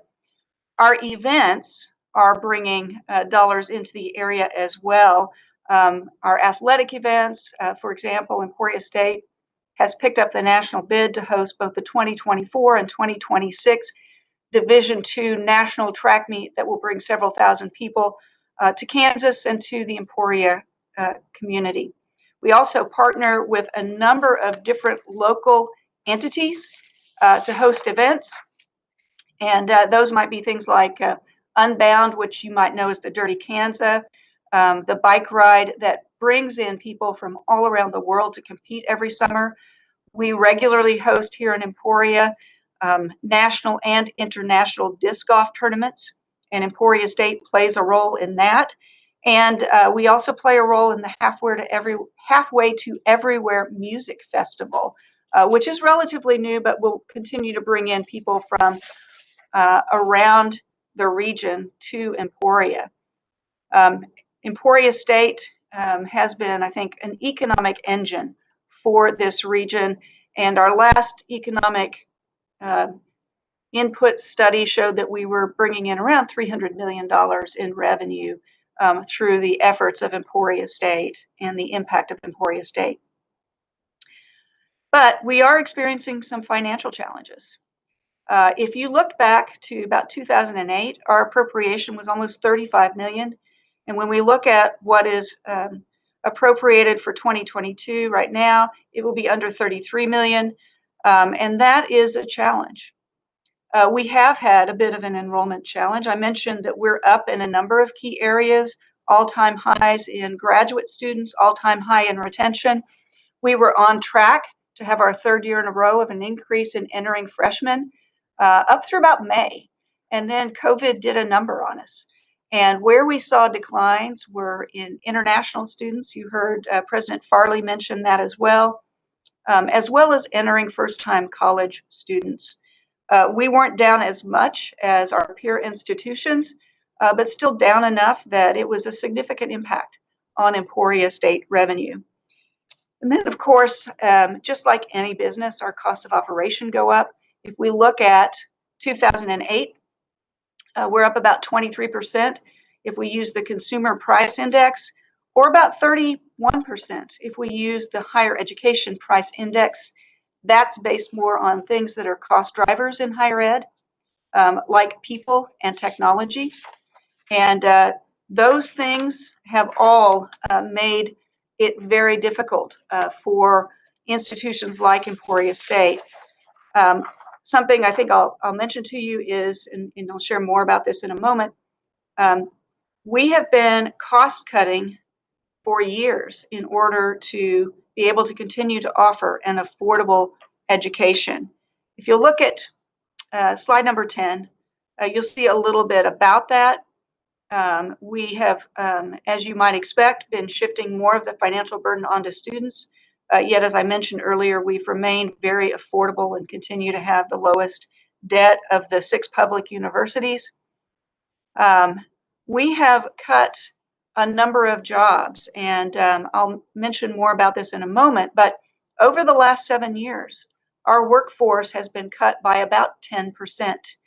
That includes staff in a variety of areas, and it includes faculty, including tenure track and tenured faculty. You've heard some discussion about COVID funding and about some of the restrictions and the fact that that is 1 year funding, and that has been a bit of a challenge during this year. I want to mention something to you just so that you're clear. We at Emporia State have taken continuing to deliver a face-to-face education very seriously, and that comes with additional costs. What that means is for most classes, we need to be able to deliver those classes both face-to-face and online, because we have some students who will need to be quarantined or isolated, and there's been a real cost to that. Through the fall semester, we were able to deliver about 74% of our undergraduate classes in face-to-face mode. About 20% of our classes were a hybrid, and then about 6% moved to fully online. But we were strongly committed to preserving the undergraduate classroom experience for our students. You know, I've mentioned that we did experience tuition and revenue declines as a result of COVID, but we also did get some COVID funding. You'll see information about the COVID funding that we received on slide number 11. And of course, that is short-term funding. It's very specific in purpose, but we've found that very, very helpful because we have had to facilitate enhanced distance learning, enhanced remote work, personal protective equipment, disinfecting and sanitizing, new ways of doing testing, food programs such as our Corky's Cupboard that provides food for our students who we know have food insecurity. And we had to make housing and board refunds to our students during the spring semester. So we have experienced significantly increased costs and expenses during the past several months. And it has been helpful to receive some COVID funding, but of course that does not cover our lost revenue.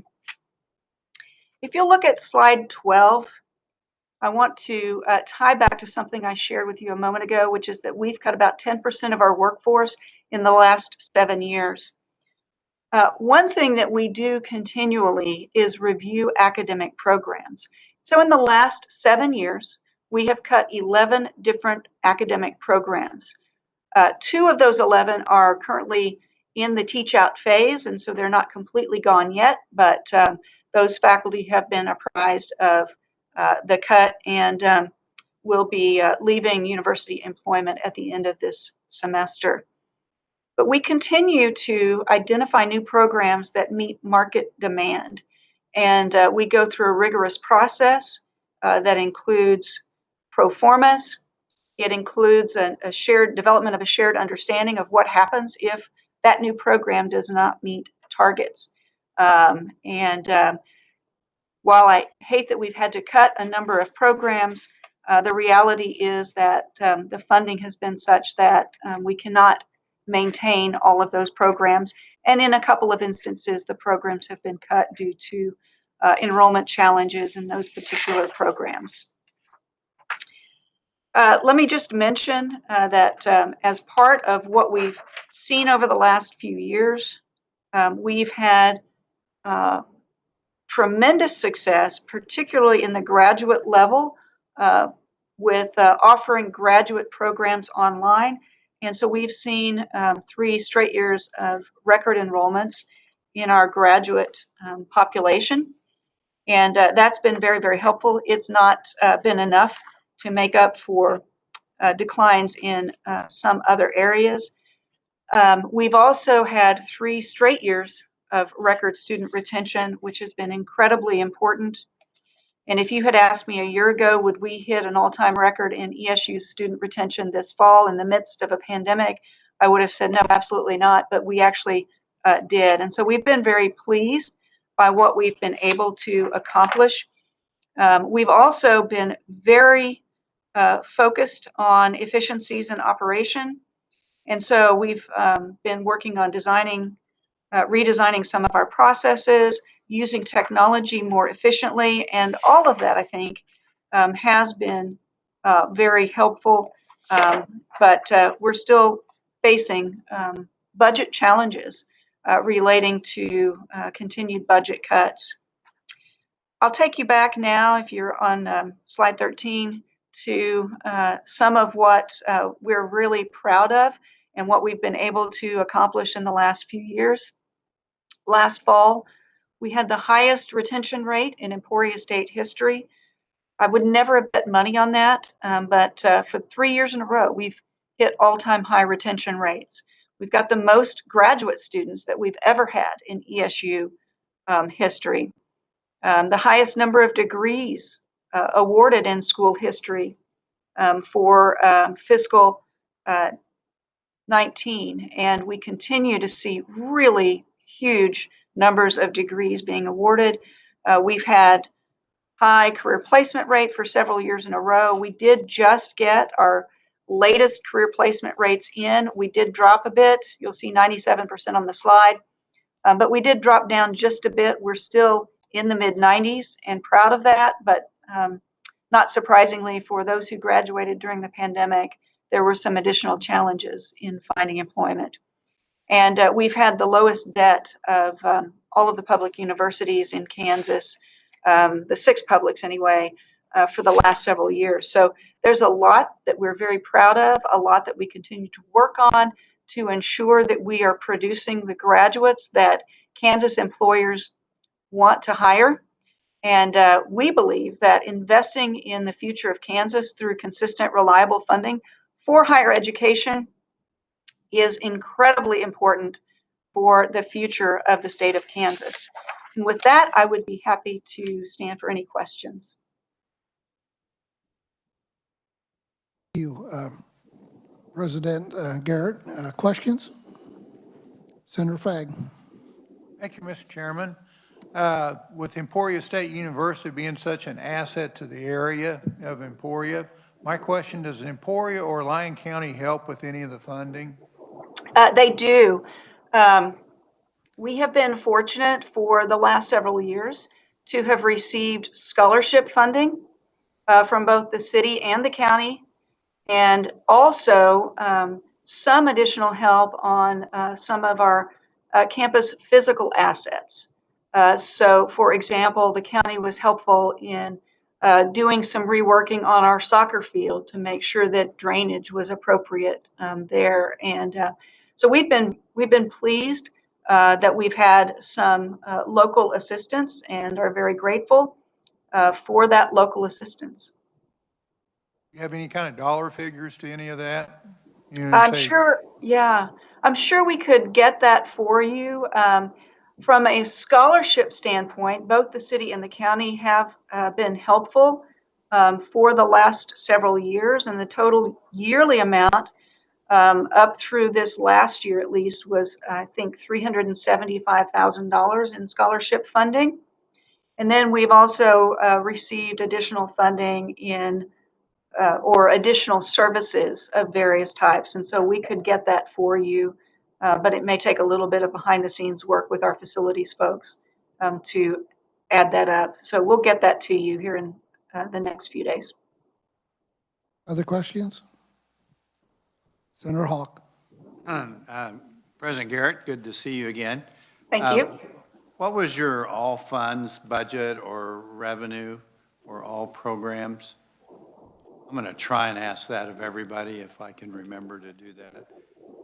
I'm actually peeking over at my CFO who's in the room with me. So let me.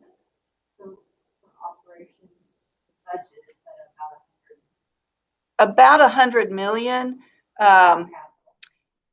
would be the total amount, Senator.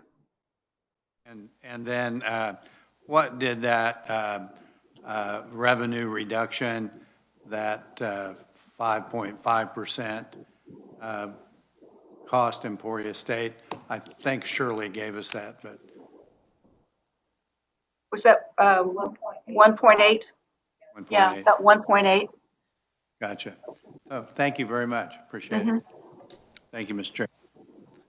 Any other questions? Seeing none, thank you again. Thank you. President Garrett, and thanks for the good job there at the Emporia State. Appreciate your work. Thank you so much.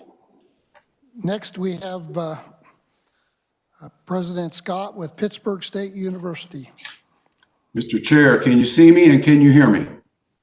We can hear you. We don't. Yeah, now we see you. We got you. All right.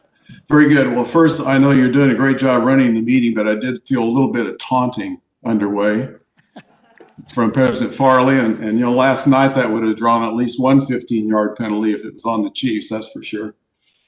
So Dr. Farley was a teacher of mine years ago. And by the way, he wore a crimson and gold bow tie today. I don't know if anybody on the committee caught that or not, but I thought that's pretty cool. So with that, thank you for allowing me to spend a little bit of time with you today. I'll try to keep my comments fairly brief, but as you can imagine, each of the CEOs is very, very excited about and very proud of the work that we're doing on our campuses and within our communities. So I thought I'd start with, we call it a leave behind or just a little bit of a handout. I know you get a lot of paper, a lot of reports provided to you, but wanted to just go through this. I'll start top to bottom and go to the back, and I'll be ready to answer your questions as well.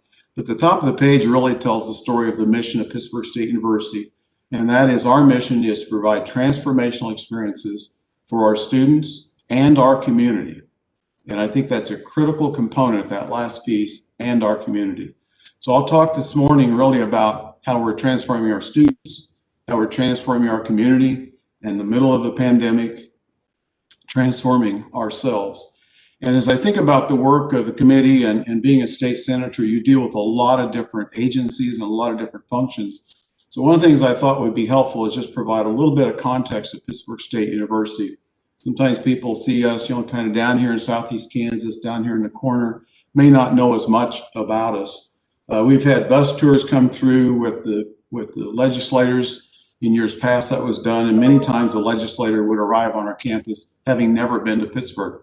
So just very briefly, I want to make some comments across that middle section. We have about 6,400 students right now. It's about a 9.7% decrease since 2008. We had some historic large numbers through the following the recession, and then those numbers have really come off, especially in the last few years. Dr. Farley did teach me a class in finance and higher education, and that's probably one reason in my 12 years as the president of Pittsburgh State University, we've always had a balanced budget. We don't spend more than we take in. It's a kind of an old-fashioned value, but it's an important one. And because of that, over the last 4.5 years, we've reduced the number of full-time employees by 128. 51 of those would be faculty positions. So we've really been very, very aggressive in terms of managing the expense side of the ledger as we've moved through the last number of years. We also raised quite a bit of money at Pittsburgh State University. I think we're known for that. We have amazing private support within the community and within the Guerrilla Nation fundraising base. We provide about $7 million in scholarships to our students on an annual basis, all dollars in. $10 million worth of private giving shows up on our campus every year. Sometimes I'll joke about my fundraising skills and say, yeah, I just answer the phone, because we have amazing supporters who periodically will just call me and say, I'd like to do X, and off we go. For example, we're going to completely remodel our nursing building and build a simulation lab. $6 million privately supported project from 3 individuals. So that's the kind of support we have here at Pittsburgh State. We've been very active in the federal grant space, $6.5 million in funding in the FY20 year, which really has been an important part of us generating revenue and seeking opportunities. Senator Jerry Moran has been just invaluable helping us get that done. We've also really gone to school on how Wichita State has built relationships within agencies in the Washington, D.C. area and really helped us do this. And then we have a very active effort within the community to support business development. And through the pandemic, and I'll talk a little bit more about that in a minute, but we know we've supported at least over 660 jobs that wouldn't continue to exist without the PPP money that our Small Business Development Center was able to facilitate arriving in Crawford County. Top programs at Pittsburgh State University, you see those images across that next line. This might surprise you, but 10% of our students are nursing majors. 8% of our students are construction majors. So when you think about our students coming through the campus, walking across that stage, we don't quit thinking about them until they're employed, right? We want them to walk across that stage, have a great experience while they're here. But the purpose of all this is to have them find financial security for their families, become great citizens, and really contribute to the state and to the country. We also do great work in pre-med. We have a very, very high placement rate. And as you would suspect, a formal normal school, we have a very substantial and very robust teacher education program and a very strong business school.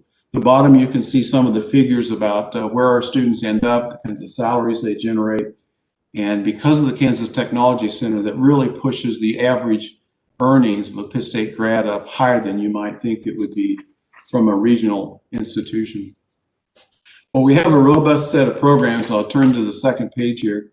We continue to push those programs to evolve and develop. Over the last 10 years, we've actually closed over 50 programs on our campus. We've developed new programs on the campus, and you heard that from President Garrett just a few minutes ago. But just think about in the bio-based materials area, that's the polymer center that we have on the campus. And starting on the right, we've got commercialized products that are coming out of that polymer center, where we'll take the polyols that come out of soybeans and produce flexible foams and pillow cushions. Almost looks like my pillow over there. Maybe I shouldn't mention that. So just want to make sure you're listening. So we've done the commercialization, but that also then feeds back into the academic programs and the research. Our students are involved in research. And then it all goes all the way back into, we just created a 2-year program in plastics, engineering technology. That's almost unheard of for a 4-year institution to have 2-year programs. We have a 2-year program in automotive. We have a 2-year program in electronics. And employers told us there was a need for plastics graduates at the associate degree level, and it tied in perfectly. So you can see that those 3 images really just create a spectrum of our involvement from a 2-year program, baccalaureate program, master's program, research, and commercialized products. So really proud of the development that goes on there. It's really indicative across the campus of the kind of energy, innovation that's put into the development of our programs. In terms of sustained challenges, it's no surprise the state funding has been a challenge for us. Since 2008, we're down $1.5 million, even though our costs are significantly higher over that time. The governor's budget recommended a 5.5% cut for Pittsburgh State University, and that would total $2 million for us. Now, I read with great interest the governor's recent report on the Kansas Framework for Growth. And I looked for higher education being mentioned in that report. You see it, because you see it talking about investing in aviation research and animal safety and food security research, polymer research, which we do, innovation centers, regional centers of innovation and entrepreneurship. Well, when you read that, you're thinking, that's higher education. That's our 6 higher education institutions that are going to bring this to bear. They're going to make these things happen. So you can imagine then, as you read that document, you think about a 5.5% reduction in investment, feels pretty painful. And to me, it doesn't match up. I believe that the document is right, that those are the kinds of things we need to focus on, but it's going to take an investment to get those things done. And I think you'll hear from all of the institutions that being involved in the local economy and helping drive the local economy is absolutely at the core of what we do. As I mentioned earlier, it's in our mission statement, providing transformational experiences for our community. And I'll share a little bit more about that in a minute. So every so often, when I get a platform to talk about higher education or talk about Pitt State, I do want to remind people of the amazing value that comes out of getting a college degree, associate degree, baccalaureate degree, graduate degree. There's no doubt there's a premium paid. There's no doubt there's less unemployment. You can look at the unemployment figures right now and see who really got hit. It's not the professional group. It's not the degreed individuals. It's at the lower skill level who really got hurt in this particular financial situation we find ourselves in. College graduates are healthier. They're more engaged citizens. They're more involved in their communities, and they're more likely to give back. There's just a lot of data that's behind that, and the Lumina Foundation has really helped clarify that. And now I know you all want to know what we've done with COVID-19. And for one thing, we've met and made tons and tons of decisions on how to deal with COVID-19. And we started off with 3 very simple ideas. Number 1, we were going to focus on how do we keep the campus safe. Number 2, we said we're going to communicate, both internally and externally, what we know and what decisions have to be made. And finally, we said we're going to help our students continue to make progress. In other words, we were going to drive as much normalcy into this as we possibly could bring to bear, rather than have the virus just force us to shut down. And balancing all that has been a challenge, but it's been an important thing for the leadership team here at Pittsburgh State University and the entire student body and all the faculty and staff throughout the campus to take on. This last fall and this spring, about 50% of our classes are offered face-to-face. We certainly have online offerings as well. We have hybrid and high flex offerings. We distributed about $2.7 million in student aid through the HERF funding. We had an enrollment decline this past fall of 3.7%. This spring, we think that enrollment decline will be around 3%. That is significantly better than what we thought we might face and better than what a lot of institutions across the country have faced because of the virus. We actually did 7 commencement ceremonies in November. You may wonder, why did you put that in there? Because it's a symbol of our efforts to be as normal as possible. Those students and those families wanted to see their graduates, their son, their daughter, granddaughter, niece, nephew, walk across the stage and get a diploma. We made that happen. We're the only institution in the state that was able to do that this last fall, although a number tried. It was very difficult to do, but we made it happen in a walkthrough ceremony, kept people safe, but still were able to do those things. We talk a lot about living with the virus and not having the virus chase us to our basements, and that was an example of us doing that. Another example is we played football this past fall. And in Division II, there's over 160 schools that play football. On November 14th, we played Stephen F. Austin. There was only one school in America at the Division II level playing football. It was Pittsburgh State University. Now, you may think, well, you guys just think so much about football, you got to do it no matter what. No, it was a matter of how can we be as normal as possible? And we were able to play 4 football games, and only 11 teams across America played any games.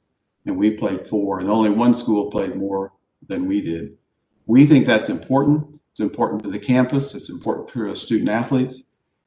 And guess what? Because of our efforts, not just with football, but bringing students to the campus, opening up the dorms, testing, and do all the things we needed to do, the sales tax collections in Crawford County were up 3.1%. You might have thought they would be down with the restaurants closed and everything kind of locked down for such a long period of time. But we felt like we drove a part of that. And we didn't drive it because it was a byproduct of what we were doing. We wanted to drive that. It's important to us. It matters to us. And we've said for a number of years, our economic activity, our contributions to the local economy is not just in the number of students we bring, it's in our decisions that we make that really creates economic activity. And that has really made the difference. In fact, we are co-chairing the Crawford County COVID Recovery Task Force. And Sean Nakarota has taken on that effort for us. And so when the county, this was in April, when the county said, what are we going to do? How are we going to handle this? It wasn't how do we handle COVID? It was how do we make sure the economy recovers? And of course, Pittsburgh State University was going to be right in the middle of that mix and was going to be co-chairing that. And we have 2 members of that team. And I think that's really been a good partnership for us. So I know it's a lot of information. It's very quickly presented, but I think you can hear the passion for Pittsburgh State, the kinds of things we're accomplishing, tons of challenges, but we still have many, many opportunities in front of us. And like President Garrett said, President Mason and others will all say, I do believe higher education matters, and I do believe Pittsburgh State University matters to this region, and we want to make sure that it continues to matter. So with that, I'd stop and see what kinds of questions you might have. President Scott, and I will mention to you, I was one of them on one of them bus tours at the first time I was ever in Pittsburgh. Yep. And we toured the downtown project, and that was Block 22, I believe it was, and that was quite a project. Is that coming along pretty good? It is. We've opened every single piece of that with the restaurants, the small business development unit is all moved down there. It is a phenomenal project. It's a $20 million project altogether, injected right into the heart of Pittsburgh. And the citizens, the community has embraced that. It's transformed downtown. It's brought other businesses. Of course, the pandemic hit, but I don't think there's any doubt as soon as the pandemic wanes a little bit, that thing's just going to take off. Thank you. Other questions? Senator Hawk. Thank you very much, Mr. Chair, and President Scott, good to see you again. Good to see you. Question I've asked everybody, what's your all funds budget at Pittsburgh State? All funds would be right at $105 million. Thank you, and just some commendation for what Pittsburgh State does on the technical end. Back in my teaching days in the Manhattan Public Schools, we relied heavily on Harvey Dean and Pittsburgh for getting our World of Work program updated to more than just a woodworking course. And great to hear the kinds of things that you've done in those technical sciences, as well as the other things. So appreciate hearing about that. Thank you. Thank you, Mr. Chair. Any other questions? Senator Fagg? Thank you, Mr. Chairman. With everything that you do for the area, which it sounds very positive, what does Pittsburgh, the county and the city do for you monetarily? I'd say monetarily, there's a lot we do together. A lot of it is cooperation, coordination of our efforts, whether it's the police force, the fire department, the utilities, community planning that's done by the city. There's just an enormous amount of coordination and cooperation that goes on in that regard. The county contributes to the success of our indoor track. We have national championships. We have another one this year in our indoor track. The county pays for a salary of the individual that runs that through the guest tax. There's no specifically targeted scholarships at this point, although we've had some conversations about that. But I would say we've got great partnerships. Is it money flowing to us? In some cases it is, like the Spark money came through the county, and the county treated us very fairly and was supportive of us with the Spark funding. But in terms of just sheer dollars coming, it's really more project by project. For example, we'd like to put a road in a particular area of the campus. We've talked to the county about providing the road grader and some of the rock and some things like that. Whenever we get that project underway, I don't think there's any doubt the county will play a role, the city will play a role, and the university will play a role. So, boy, I just don't have any, I can't say anything but good things about the support we get from the county and the city, honestly. Thank you. Seeing no other questions, President Scott, thank you for the presentation, and keep up the good work there at Pittsburgh State. Thank you. Thank you very much.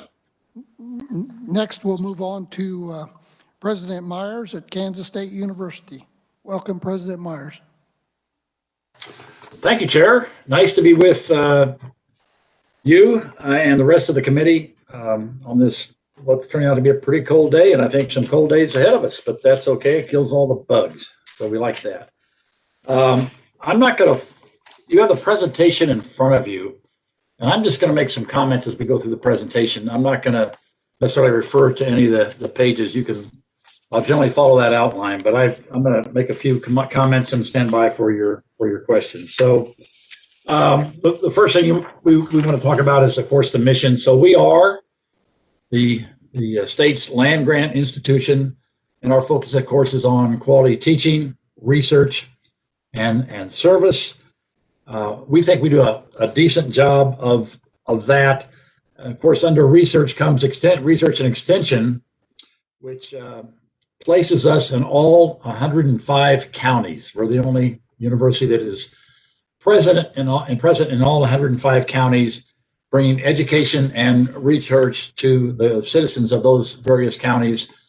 An example would be the research we're doing out in western Kansas to try to stem the fall of the Ogallala Reservoir by better irrigation techniques and that sort of thing. And then there's just lots of things we're doing with rural families in terms of health, transfer of wealth when they're sitting on a lot of property, and rural towns and so forth. So we're intimately involved with education and research throughout the state of Kansas, not just here on our campuses. One of the things I'm really proud of is the fact that I think higher education in the state of Kansas led the way in this pandemic. We did ask students not to return last March from spring break. Both KU and K-State did that because it aligned pretty well with the rising cases at the time. But then in May and June, we started to reopen campus. And since then, we've been able to keep campus open and follow some of our priorities. The number one priority is to keep faculty, staff, students, and our communities safe. So we've worked with Saline County, with Riley County, with the city of Manhattan to keep our community safe, and have done a lot of things in conjunction with them in terms of marketing best practices and so forth to keep our community safe. And I think we've done a reasonably good job of that, but we've been able to stay open, keep people safe, conduct research, and of course, conduct our classroom activities. In the fall, our classes were approximately 2/3 in a hybrid mode, both in person and virtual. I taught that semester, and it was up to the students whether they wanted to be in person or virtual. A lot of students elected to be virtual, but we also had some in the classroom as well. We could have accommodated all of them in the classroom, in this particular classroom, but some of them just elected to stay home and do it. And then a third were virtual. And that's the same mode we're in this semester. We are hoping, we do not know yet, we were hoping that when we get to next fall, that we can go to a more normal campus where we have a majority of our activities in person. I think between faculty and students, they much prefer the in-person experience than the virtual experience for most people. That's our anecdotal evidence up here, and I think it's what the research is is showing as well. So we're proud of the fact we were able to stay open, and that took a lot of work from custodians to our engineers and our facilities people, to our faculty who had to turn on a dime and go all virtual in March. We gave them a week to do that, and they came back and we did all virtual. And I'll talk about some of the success statistics through that year, but they're pretty good. We would not have been able to do that if we hadn't gotten some federal funds. And so we got some federal funds, all of them tied to a clear nexus to the pandemic. We couldn't use them to supplement operating expenses or losses. They had to be tied to the pandemic. There's a chart in there that talks about that, how we spent the funds. And you can see between Spark funding, GEAR funding, HERO 1 and 2 funding. And if you get confused by those acronyms, so do I. But those are the amounts of funds we've received so far from the federal government. Of the HERO 1 funding, half of that had to go to, CARES Act, that was the first CARES Act, half of that had to go to student aid. And in HERO 2, about a third of that has to go to student aid, which is appropriate, we think. But all of it has to be tied to the pandemic and the response to it. Without this funding, we would have to change our university quite a bit, I think, and maybe had to close some things down. If you look just what we've spent on HVAC improvements, we had lots of classrooms that didn't meet the ventilation requirements in a pandemic. And so we spend a lot of money on those, and we're going to continue to spend a little bit more on those classrooms to make sure we have the right ventilation. And the technologies, of course, upgraded technology so we can teach virtually, and laptops, all those sorts of things that we had to spend money on. So it was very helpful to have that kind of support. So they help address those new costs to deal with the pandemic, but they didn't address the significant financial losses that we incurred due to decreased enrollment, reduced tuition, and sales revenue. That number for us is about 96 million, or is 96 million in fiscal year 20 through fiscal year 21, $96 million. And so to help address those unreimbursed costs and expenses, we had to take some serious action in terms of our budget. And you can see the budget levers that we pulled there. We didn't wait to take action. We took it right away. I will say, when we first went in March through May of last year, we didn't stop paying student workers, although they weren't working. We kept them on the books through the end of that semester because they were counting on that money either for tuition or food or their residence halls or whatever. So we did keep some employees and student employees on the books longer than we probably would have if in a perfect world, but we thought it was a fair thing to do. And then we took those actions through the budget that you see there, administrative furloughs, which impacted that number of 1,438 faculty and staff. Voluntary salary reductions. I took a salary reduction. It was not easy to do a salary reduction. The Board of Regents wasn't keen on us taking one, so I just donated a portion of my salary to a fund we set up for faculty and staff who'd been furloughed, laid off. They could go and get a grant right away, no questions asked, as long as they could show they were in fact laid off or furloughed. A lot of people chipped into that help for our employees. I think our fund got up to close to $500,000. And again, no questions asked. If you needed the money, you just asked for it. We gave it to you.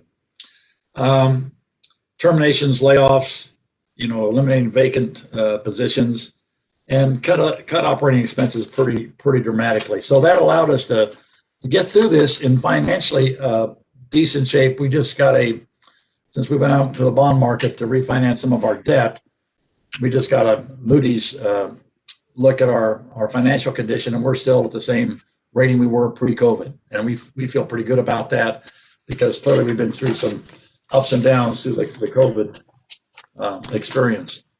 Through all this, we've been, I think, really successful. If you look at the degrees conferred, there is a chart on this, in 2019, 2020, over 5,600 degrees.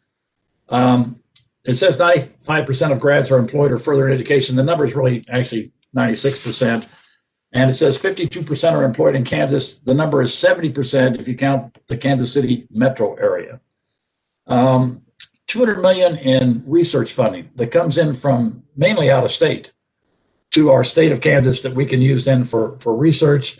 The number of dollars we raised in philanthropy last year was 185 million. So almost $400 million coming in from out of state. Some of that philanthropy, of course, is in state, but 60% is out of state. Comes in to help scholarships, chairs, capital projects on our campus. And then maybe the most important part of this is the private capital investment. A lot of this is done through our foundation, which has been pretty entrepreneurial in our North Campus corridor, getting ready for the National Bio-Agri-Defense Facility opening. And you can see the numbers there, $109 million and creating 1,000 new jobs by the end of FY 2022. And the question I think that has been asked here, I think Senator Fagg asked it a couple of times, on how much does the community put into that. Our North Campus corridor was a county road not that many years ago. Now it's a 4-lane dangerous road. And we had to improve that infrastructure if we were hoping to attract the right industry and the right companies to our area and to campus. And people that were the foundation's helping with, anybody that goes into any of our spaces up there, our labs or whatever, there has to be a connection, a direct connection to Kansas State University. And I asked Sue Peterson, Sue, I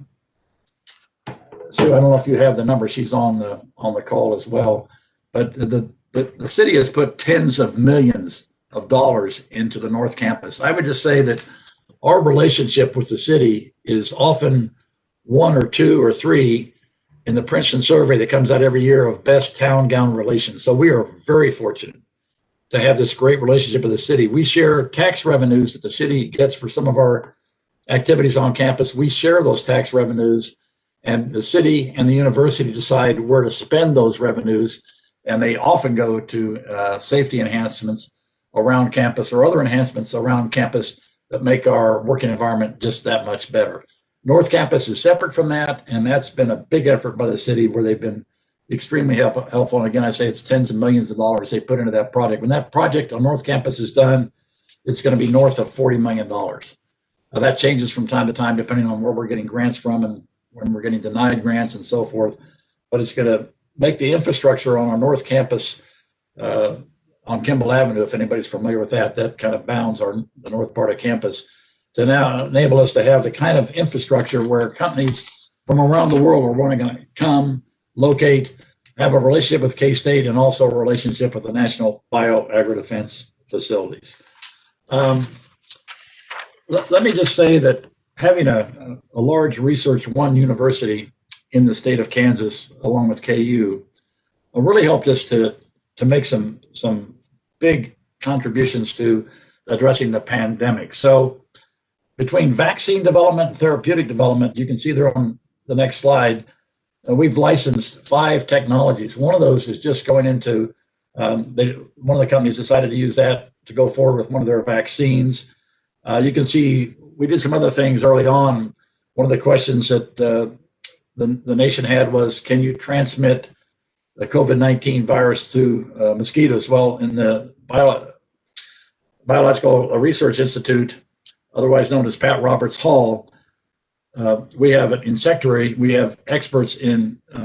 We have an expert in mosquitoes, and they prove that you cannot transmit it through the major species of mosquitoes. And same thing in cats, dogs. There's all sorts of research we're doing. Plus, this lab that we have, the veterinary diagnostic lab, has helped not only K-State and not only Raleigh County, but the state of Kansas as well in processing all kinds of testing for COVID-19. So we've I think made great contributions to locally, statewide, and nationally to addressing this particular pandemic. And then the last slide, when we talk about economic development,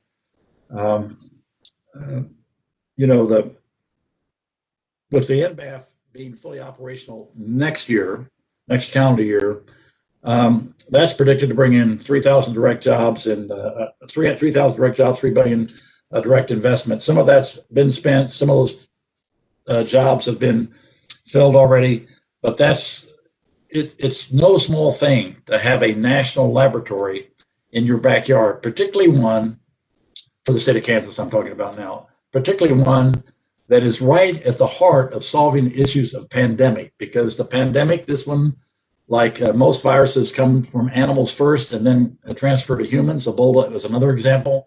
Certainly COVID is one. And it was the SARS-CoV work we were doing already on campus that allowed us to have those therapeutics and vaccine opportunities as we got into COVID-19. So I think we're well positioned for the future. Just let me talk about a little bit about our success. We have either the highest or tied for highest in terms of retention, freshman to sophomore. Graduation rates the highest it's ever been, and I think it's as high as anybody in the state. Our graduation rate, our placement rate, of course, like I said, is at 96%. The Engineering Initiative Act, we reached 786 engineering graduates this last school year, all because of that act. The number was in the low 400s, and that kind of investment that the state, in partnership with K-State, where we had to match dollar for dollar, really paid off for our state and made us much more viable for our current employers and bringing other employers into the state. And I think with that, I'll just leave it there. I'm just so proud of this team up here in dealing with this pandemic, staying open, pushing through it. Even when people got tired of the protocol and so forth, we were able to keep campus safe. We were able to keep Bill Snyder Family Stadium safe, played 10 games. Never thought we'd get 10 football games. Keeping Bramley safe with volleyball, men's and women's basketball. It's a great effort by a great team and with a lot of help from our community partners. So with that, stand for questions. Thank you, Dr. Mars. And how's your enrollment for the spring compared to fall with the pandemic? Is it picking up better and more coming in person, or are you still a lot of virtual? So we've had a real issue with enrollment here for the last 4 or 5 years. It was looking really good before the pandemic hit. Fall of 2020, we were looking to make some inroads into that. It fell again, but the enrollment always goes down between fall and spring. That's just a typical pattern and rhythm that universities are in. In fact, this spring, our enrollment's a little better than we thought, both in transfers and undergraduates and in international students, grad students. So we feel pretty good about that. We're not going to have to implement some budget cuts that we thought we were going to have to implement because of that. We're going to, and the campus has been cut plenty, and you saw some of the methods or some of the steps we've taken already. So we think we'll be a little better this spring. That's what the 20th day numbers are not yet, but we're anticipating they'll be better than anticipated. Good. Questions? Yeah, good. Senator Fagg. Thank you, Mr. Chairman. President Myers, what's the percentage of out-of-state students that you have at Kansas State? So historically, we've been at 80-20, 80% in-state, 20% out-of-state. Okay. With the drop-off in Kansas high school graduates not going on to higher education, we've decided to make more of a push for out-of-state students. And we want to raise that. I think it's around 18% now out of state. We'd like to raise that to 22%. And we have some pretty attractive things to out of state students in terms of our curriculum, our programs, and our tuition. So that's where it stands right now. Senator Hawk. Thank you, Mr. Chairman. President Myers, welcome. Thank you. You mentioned that you've really kind of taken K-State a $96 million hit, and I assume that includes the Salina campus, extension, vet med, and main campus. How are you going to address that? that's a big hit, and it seems like the three major research universities have maybe taken a bigger hit than some of the other institutions. I'm not sure about that. Yeah, I can't talk to that. My guess is yes, because the budget levers, Senator Hawk, that we talked about is a major way of addressing those. So termination, layoffs, furloughs is how we have to address those. Salary reductions. Some of those losses were in athletics, so salary reductions, head coaches taking salary reductions, everybody trying to contribute to address that hit. And some of it's just going to go on to lower our ability to provide the kind of environment we'd like to. I'll offer one up. Nobody gets too excited about parking services. So you lost some parking services money. Big deal, right? No, it is a big deal because guess what? We have a parking garage that has a mortgage. And so you got to pay the debt on the garage. And so when you don't have the money coming in from parking fees, that's a problem. But we're dealing with that. The bigger problem is of all our parking lots, they're maintained by the parking fees. And when parking fees go down, we're just going to have parking lots that are continue to deteriorate. We have many that are categorized as D. A D category is bad shape, needs to be replaced. So that's what we're pushing stuff off to the future. A lot of maintenance items will go to the future, especially when you talk about parking and things like that. So it's been accommodated in a variety of ways, but those budget levers are the ones where we've tried to accommodate that and still come out with a good financial rating from Moody's. Is that we went to the bond market last month and got very good rates on some refinancing. Senator Hawk. Thank you, Mr. Chairman. Do you have, well, I don't know, has the federal and industrial research grants stayed about the same, and do you anticipate post-COVID that we'll still keep that research revenue stream consistent? Yeah, so it's the research, the grants that have been awarded to K-State have gone up pretty substantially in the last 10 years. And despite issues in federal budget and so forth, they continue to go up. We had the most submissions, grant proposal submissions by our faculty ever last year. And I think it was over 1,500. And we're also getting a lot more grants from the private sector, from industry that wants to have us do some research with them or for them. So I think we anticipate that. I anticipate that budget to continue to increase. Frankly, we're very aggressive about trying to attract grant dollars for research because it helps, of course, our faculty. It helps the state. And it helps our students who participate in research. It's good all the way around. To become a top research university, public research university land grant, we need to increase our extramural funding in that area even more. So we just lost a great vice president for research. Peter Dorhout was stolen by Iowa State, which has a bigger research budget, and that was where he did some undergraduate work or postdoctoral work, I guess. So he's going back to Iowa State, and we are in the search now for a new vice president for research. That one of the charges will be to continue to increase those grants. Senator Hawk. Thank you, Mr. Chairman. I've asked everybody about what their reduced resource hit, and Shirley reminded me she'd shared that information with me earlier. So I think K-State's is about $6 million, and if you add some of the restore money in there, it probably goes in excess of $10 million just on that piece. What happens if we don't get that restored? So the governor's budget was the largest hit to the higher education budget since 2009. The biggest hit in one single hit. It takes us back to budget levels that we had at the turn of the century.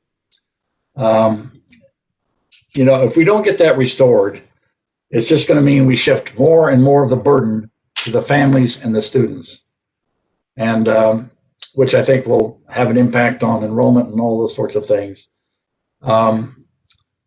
You know, just as an aside, our faculty is the lowest paid in the Big 12. So if you want your Kansas students to have a great experience in the classroom, you want the best faculty you can find. And for research, you got to have top-notch faculty. And if we're paying bottom dollar, it's really hard to attract them. So, I mean, that's just one example. That's just one example. We don't need to focus on that. It's just, that's what happens. We go back to budget levels we haven't seen since for about 20 years. And I think it's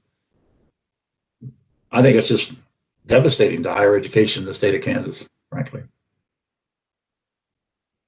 Thank you. Any other Thank you, Mr. questions? Seeing none, President Myers, thank you. Appreciate the information, and thanks for the good work you're doing over there at K-State. Appreciate you.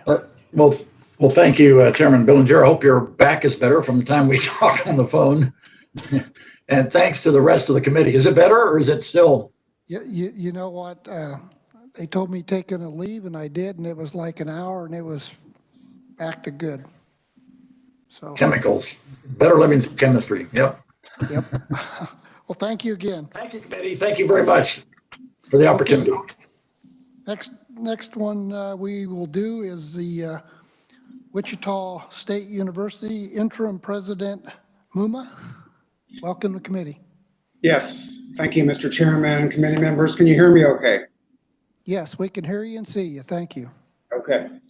You have my PowerPoint presentation. I'd like to highlight a few aspects of it for you. As you may know, WSU aspires to be one of the nation's most innovative urban public research universities, and we do this by promoting free expression of thought and debate of ideas where all of our views are thoughtfully considered, which is one of the reasons why I'm here presenting to you today to discuss where we are as a university and hear your thoughts and help further shape our plans to help meet the needs of Kansas. If you turn to slide 2, I first want to point out a recent study of Wichita State's economic impact. We released our first in recent times a study that demonstrated that WSU is an economic driver within Sedgwick County, the region, and the state. And as you see on slide 2, Wichita State's total economic contribution to Kansas, this is pre-COVID, was an increase in jobs, which corresponds to about $447 million in labor income and just under $1 billion in economic activity. And although the largest portion of that impact is concentrated within Sedgwick County, nearly 25% of it was spread across the remainder of the state. And I know you're aware that higher education has a negative outlook, and part of that includes rising tuition, rising costs, expenses outpacing revenues, and our Kansas population is not growing, and we're working really hard to address these particular issues as it relates to Wichita State. If you turn to slide 5, and as I mentioned, WSU continues to strive to be one of the nation's most innovative urban public research universities, and we're committed to the Kansas Board of Regents Build a Future plan and its 3 pillars. The first one is supporting families by providing an affordable education and a great student experience, supporting businesses by providing a talent pipeline that meets their needs, and supporting increasing the economic prosperity of our community. We fit these pillars really nicely, as the purpose of our university is twofold. First and foremost, provide affordable educational access to all those living in our local and surrounding community. And we think we're doing a good job of this, as 80% of our students are from our region and 70% of our undergraduates stay in Kansas and work after they graduate. Secondly, urban public research universities like WSU are in place to help solve problems, the most pressing issues in our community, and for example, problems facing local industry, not-for-profit agencies, and so forth. A unique aspect of our university is to make sure every student has some kind of meaningful applied learning experience with businesses, agencies, and so forth at the moment that they show up on campus. Standing up our COVID-19 testing lab, where we have 30 students working, is a good example of this, to keep businesses open, and a service that you all are also using to assure the legislature remains open. All of this helps to address local workforce and community issues, and also helps to grow the Kansas economy. If you look at slide 7, in terms of affordability, you can see how our costs compare to other research universities in the area. We are the lowest among public research universities in Kansas. Slide 8 shows how we compare in the region. So we know how you have a difficult decision to make in terms of other agencies competing for scarce resources. We want you to know that we have plans to continue investing in areas of workforce demand, helping local industry, and most importantly, helping our state economy. We'd like to partner with you on the right mix of funding to move our priorities forward, and we have 3. The first one, if you look at slide 13, 2 things are essential to help grow businesses: reverse declining population trends by bringing in more talent, and the other is to support business growth. To assist in bringing more folks to Wichita and Kansas and address our declining population and the problem of not having enough individuals to fill critical jobs to build our economy, we will continue to grow our I-35 corridor approach to recruit students. We provide, as you know, probably heard, in-state tuition to focused areas along the corridor where we have businesses in common, like in Oklahoma City, Tulsa, Dallas, Fort Worth, and Houston, to recruit new students to WSU to fill critical areas of the workforce in our local and regional economy. So far, as the slide shows, we have been successful in doing so with a 200% increase in students coming to WSU from those areas. For years, around 200, 250 students to almost 1,000 annually that you see on that slide over the last 5 years. As I mentioned, 70% of our WSU graduates who graduate stay in Kansas. The I-35 approach and growth is on top of our steady increases in enrollment growth over the last 5 years. The second priority, we are very focused on growing and developing new academic programming in areas of workforce and industry demand. We have studied this extensively, and we are focused on growing our engineering workforce. If you look at slide 15, there's no coincidence of why Wichita ranks number 3 among metro areas for the highest concentration of engineers per 1,000 employees. This has been reinforced by the investment that the state made 10 years ago by passing the University Engineering Initiative Act. But we know we need to do more. And on slide 16, in terms of growing new and existing businesses, we recognize the need to diversify. As all of you know, there's a data revolution currently happening in many of our industries, including manufacturing. Everything from advances in connectivity, sensorization, computing, and automation are changing the fundamental economics of how we do business, meaning this is of local and state interests. This is also important to Wichita, given our city's manufacturing base. Creating a digital ecosystem is what we're working on. To include the health sciences is where we have been making significant progress. Slide 17 provides a timeline of where we've been in developing a digital ecosystem. This past April, the Kansas Board of Regents gave us approval to establish the National Institute for Digital Transformation based on the strengths of NIAR, which is our National Institute for Aviation Research, that focused on developing new technology that can transform other industries, not excluding aviation, but to drive economic development and support new ventures in Kansas. You'll see on this slide, slide 17, different technologies, employment sectors that will benefit from this approach. On slide 19, in terms of supporting the talent pipeline in our community, the Board of Regents approved 4 new degree programs for WSU in December, and they're listed here on that slide. The top 3 are graduate programs from different colleges and a new applied linguistics degree. So you might be asking, what does linguistics have to do with this ecosystem? Well, the linguist's analytical skills are in high demand to conduct research, provide language-related technological services, and contribute to important insights on issues of law, policy, and cybersecurity, to name a few. The military hires hundreds of linguists. We believe adding this degree will add a different twist to the ecosystem and provide a good use of a humanities degree. On slide 20, these new degrees that I just mentioned are in addition to our newly formed School of Computing in the College of Engineering, our School of Digital Arts in the College of Fine Arts, and our undergraduate degrees in applied computing, cybersecurity, and homeland security, as well as our future graduate degrees in computing. All of these degree options have related certificates and other short courses for those needing less than a degree.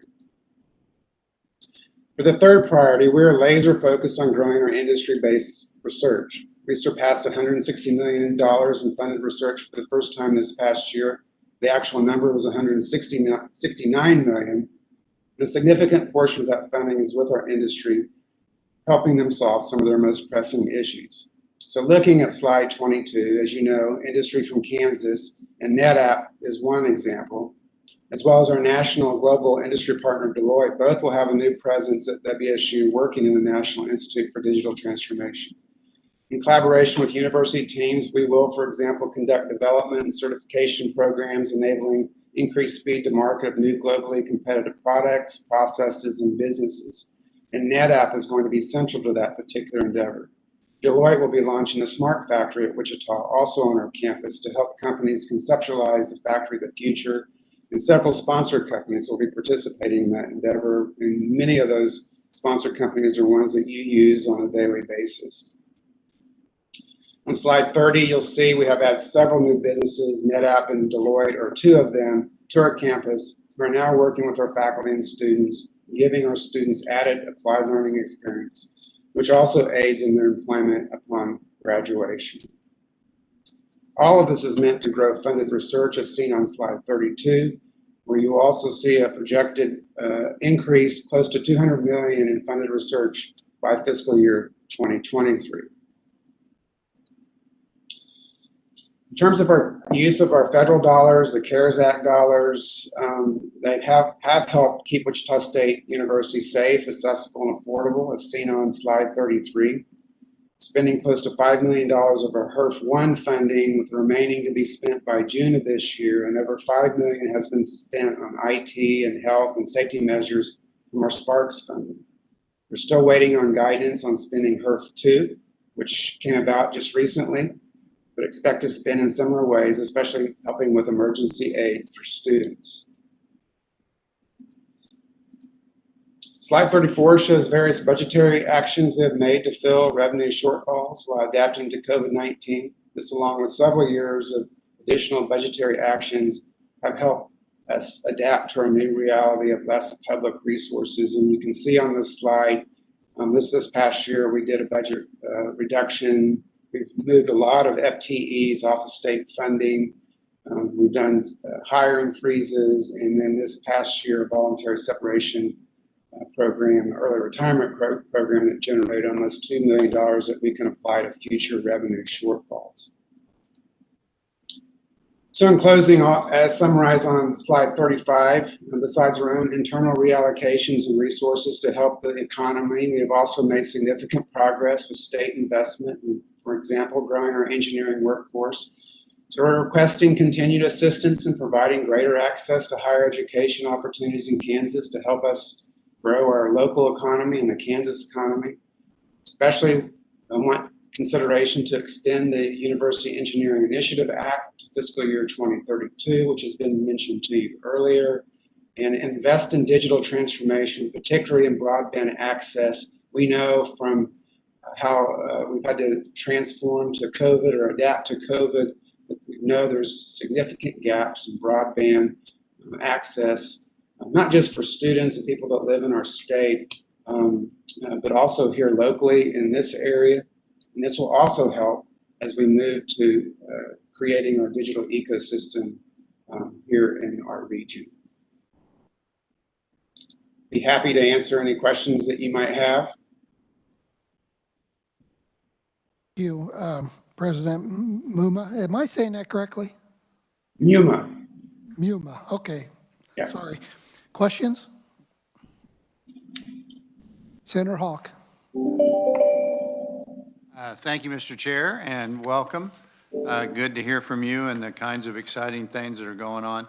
I can't remember if you mentioned this. What kind of an enrollment hit have you had with the COVID this fall, and what are you looking at in terms of spring enrollment?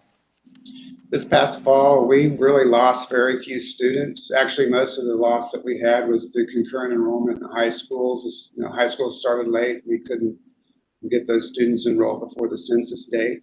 But we lost very few students entering as freshmen. We had an increase in graduate student enrollment. We had a little bit of decline in international enrollment. In terms of this spring, we're pretty much on track for where we were last year. We're in an urban setting, and so we're not affected as much by those enrollment issues associated with COVID. Actually, we have a lot more students coming back to school, particularly those that have been laid off in their jobs in Wichita. And a follow-up, I keep mostly trying to ask. I noticed your hit on the reduced resources is about $4.5 million. And I'm curious what your all funds budget is for all of Wichita State and all the things you do. And then what kind of impact, if you don't get that $4.5 million restored in the budget process, hoping that we find more revenue, how will you deal with that? So total all funds budget, and then how would you deal with the reduced revenue cut? So all funds budget for Wichita State is $417 million. Wichita State Tech, WSU Tech, is about $36 million. In terms of how we would manage this, or how we are planning to manage this, as I mentioned earlier, one of the big ways that we're going to help plug that hole is through that early retirement program. We generated almost $2 million. We will need to do additional cuts, probably around a 2% cut. We're hoping that we can increase tuition minimally as well to help offset any further shortfalls. So, and you know, I know other institutions are having a little bit more difficulty in some of their ways of covering this. We've been working for the last couple of years on trying to right-size our budget and adapt to our reality of less public resources. Certainly, it would be helpful if we could continue to receive what we've been receiving, and so we don't have to take additional cut this next year. And just a final comment, very much appreciate what the MDL Center has done in terms of molecular tests, and I'm very impressed with the quick turnaround on that. So thank you for your leadership and that of your staff and getting that up and running and making that available to so many people in Kansas. Thank you, Mr. Chairman. Other questions? Senator Erickson. Thank you, Mr. Chair. Thank you, President Muma, for being here today. Quick question. Can you speak specifically to how the impact of the sunsetting of the engineering program funding, what impact that would have on Wichita State? Thank you.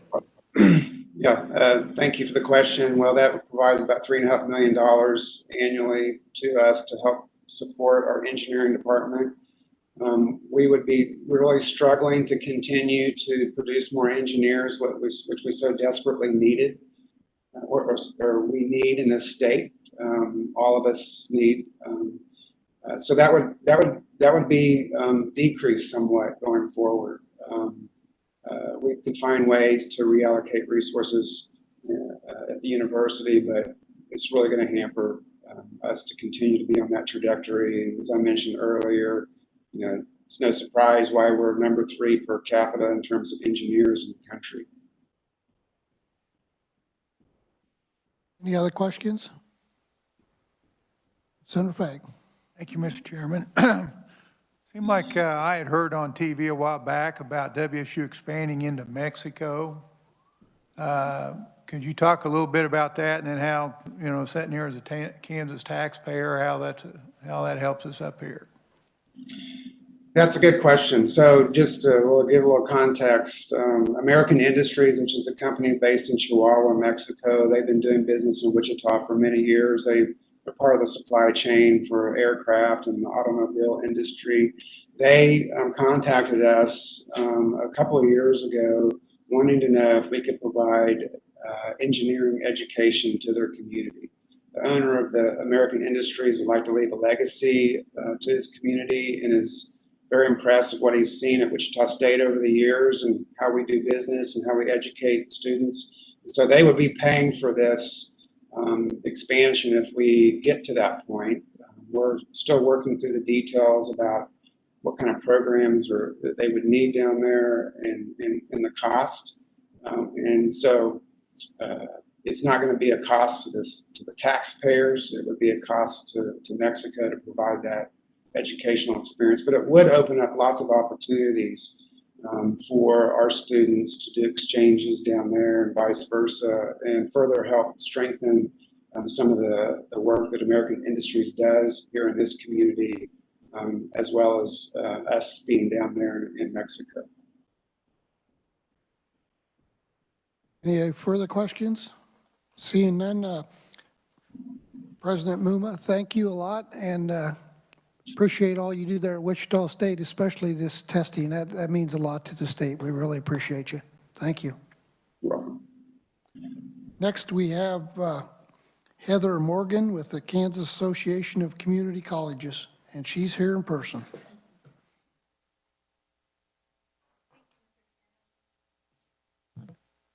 Okay, I think I'm on now. Hi, good morning. I'm Heather Morgan. I represent the 19 Kansas community colleges. I'm going to step through some of our budget issues, but just from a high-level perspective, we educate over 100,000 Kansans across the state, whether it be a K-12 student in a dual or concurrent enrollment course, a K-12 student in a Senate Bill 155 course, or an adult who may just be returning for reskilling after being laid off due to COVID and the pandemic. So we really strive to meet our students' needs where they are, whether they need developmental education or they come in at grade level, and then get them connected out back into the Kansas workforce to fill one of our workforce needs. Kansas community colleges are funded differently than the universities that you've been hearing about. The majority of our funding comes from local property tax dollars. If you look at the first table in my testimony, it shows you a breakdown of the funding. We get roughly 36% of our funding from local property tax dollars. About 17% from student tuition and fees, and about 18.3% from state appropriations. So the county in which the community college sits has a local property tax mill levy that funds that 35% of operations.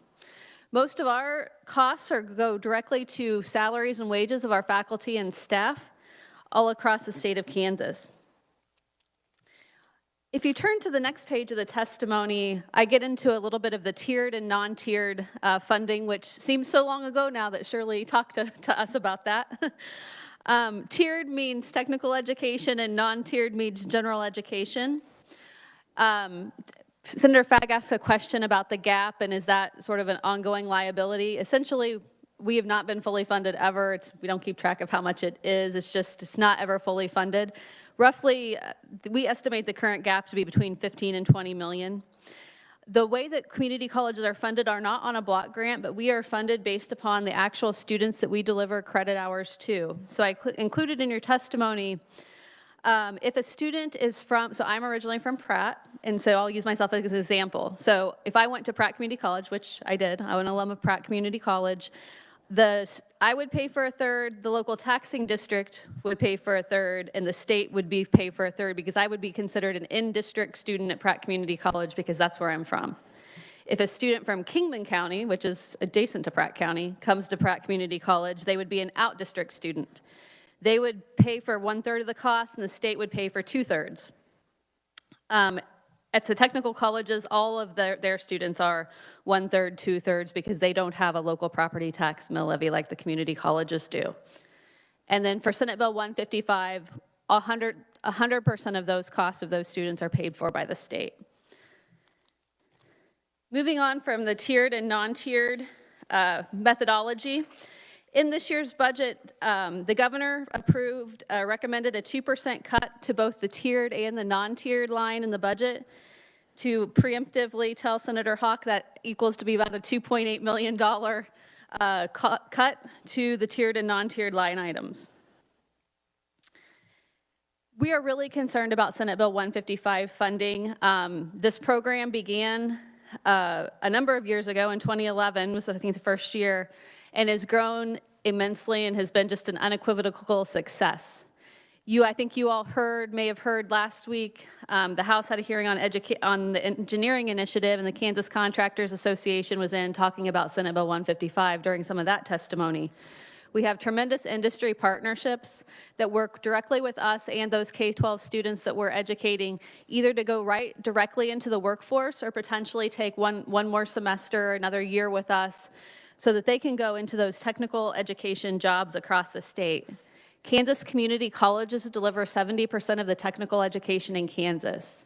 9 of the 19 community colleges are also considered a technical college. And that happened back when the technical colleges merged with the community colleges back in the 80s. The students who participate in Senate Bill 155 programs earn roughly $3,500 per year more than other students. They're getting a head start on college, and it really is meeting the business needs for talented and skilled workers for our Kansas business community. Last year, we fell about a little bit short of total funding of 155. We have to make an estimate each year. And so what happens if there's a funding shortfall is we don't get paid. So we send a bill that says this is how much it should be. There's not enough money in the account, and so everyone gets prorated by a certain amount. The legislature last year included an $8.5 million increase for Senate Bill 155, which we believed would have fully funded the program into the future. Just practically speaking, there is a point that this program will stop growing. There won't be additional K-12 students who are interested. We have a capped population in the state, schedules are tight. We thought that that $8.5 million was going to get us into the future. By statute, we cannot charge tuition for those Senate Bill 155 students. So they enroll, they come to us, we send the bill, and either we get paid or we don't get paid. On the next page of the testimony, you can see what has happened with both our Senate Bill 155 credit hours and also our Senate Bill 155 students. So you'll see a dip in credit hours for 2021.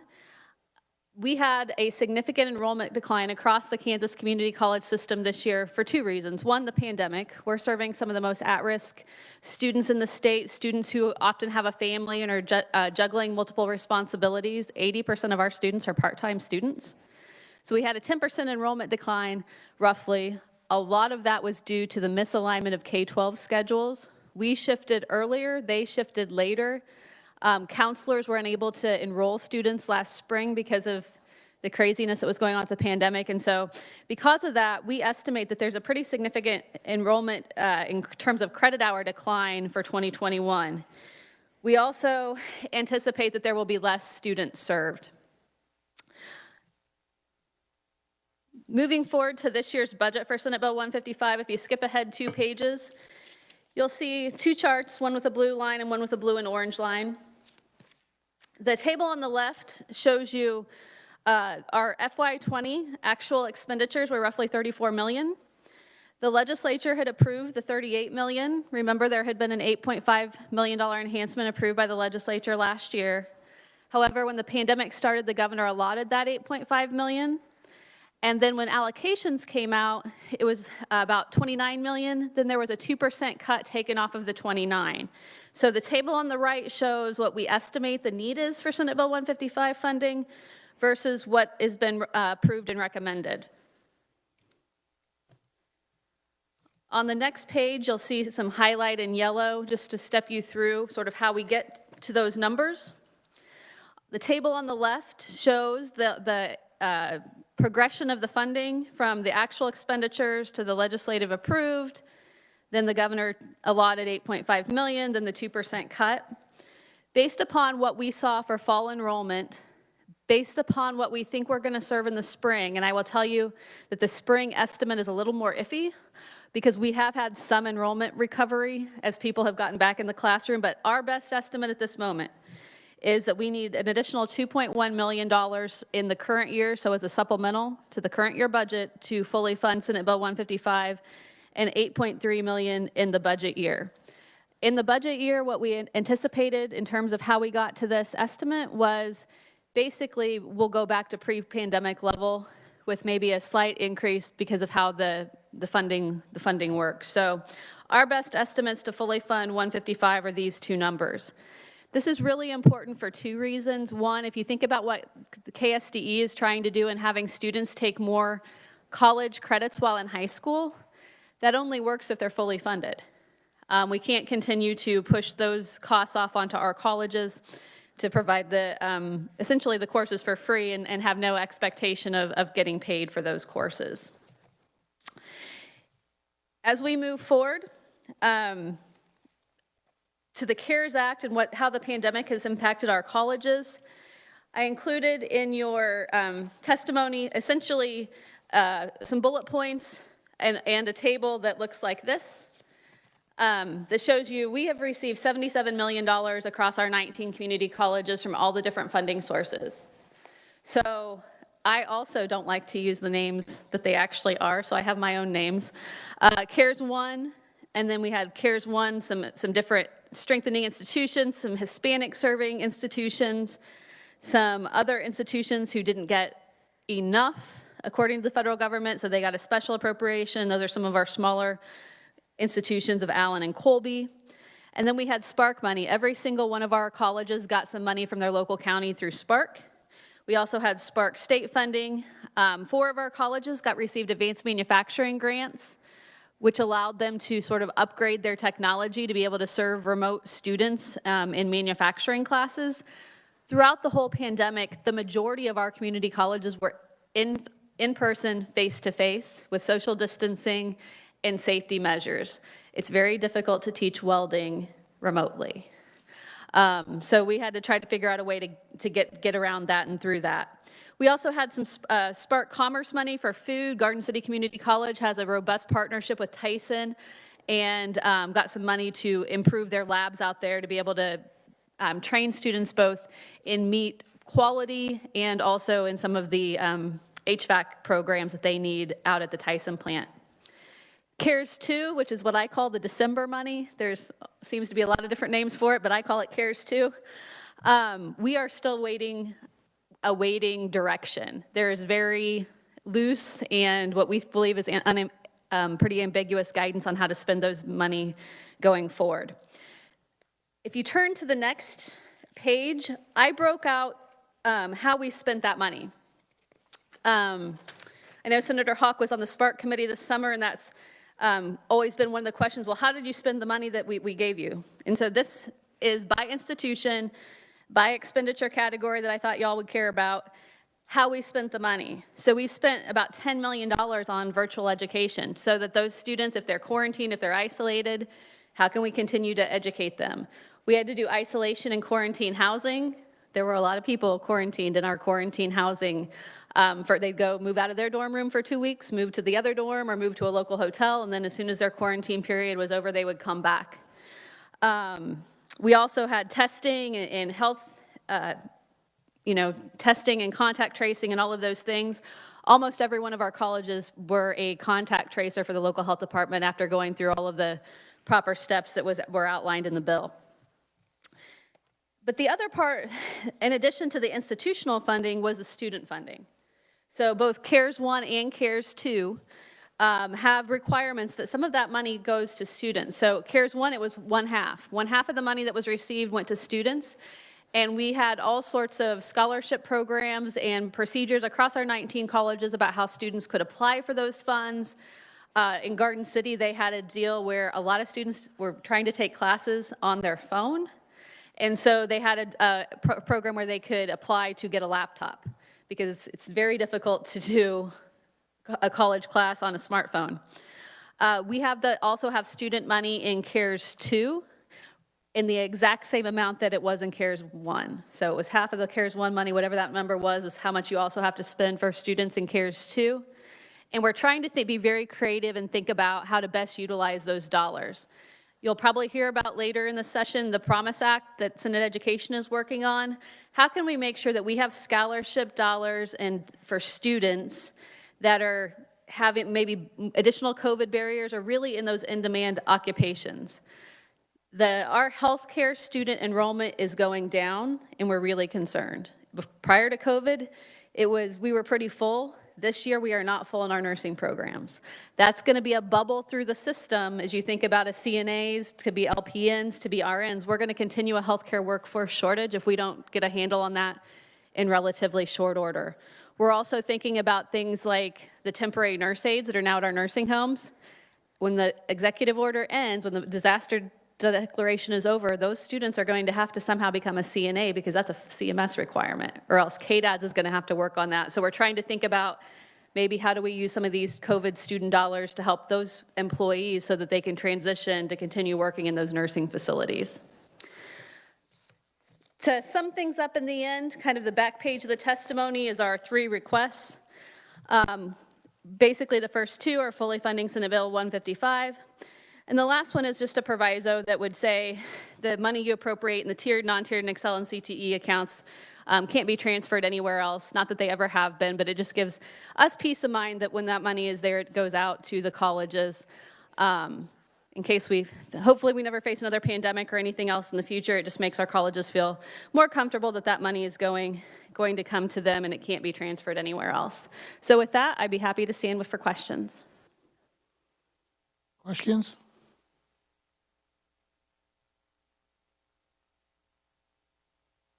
I think you did a great job. I see no questions. I preempted Senator Hawk.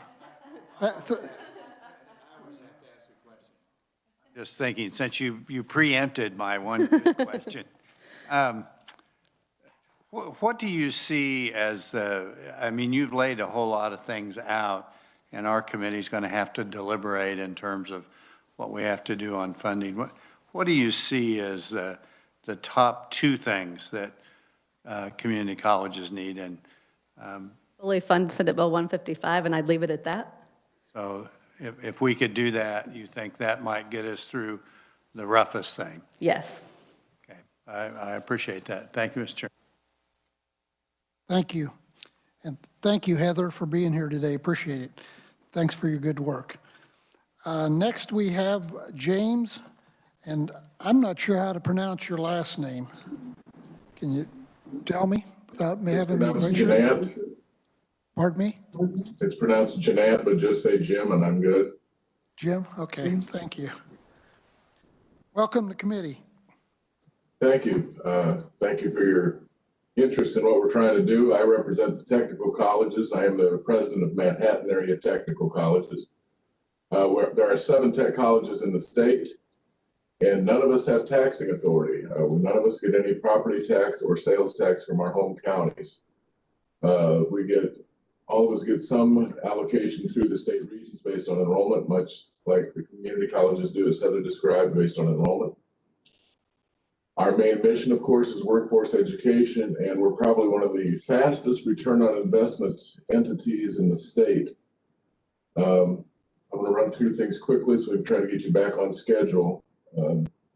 As with all the other colleges and universities you've heard today, all of us receive different forms of assistance in CARES Act and COVID funds, Spark funds. In fact, what you see behind me is one of our newest additions from the Spark process for advanced manufacturing. We have a mechatronics lab that allows us to teach entry-level robotics, hydraulics, pneumatics, other fluid power, programmable logic controllers, etc. Northwest Tech out of Goodland is doing a similar process. And I wanted to show you this lab because it's indicative of what we do. In the old days, people thought of the tech colleges as the VOTEX. It's where you sent Johnny or Jane because they're not smart enough to go to college. That's not true anymore. We are accredited institutions, and we take students and put them into the workforce fairly rapidly. We change lives very quickly in getting them good paid jobs. All of the tech colleges, as well as the community colleges with tech programs, we stress high wage, high demand placement with careers and also critical need areas, such as healthcare pathways. So we've used the COVID funds to keep our students and employees safe, our campuses safe, but also to expand what we can do through distance learning. For an example, we're here at Manhattan Tech, all of our lectures are online. We use Zoom and connect various locations. In fact, today with the bad weather, we were teaching math today to our students from Almigos High School. They had called off school. We taught it to them in their homes via Zoom. So we're very adaptable, very entrepreneurial.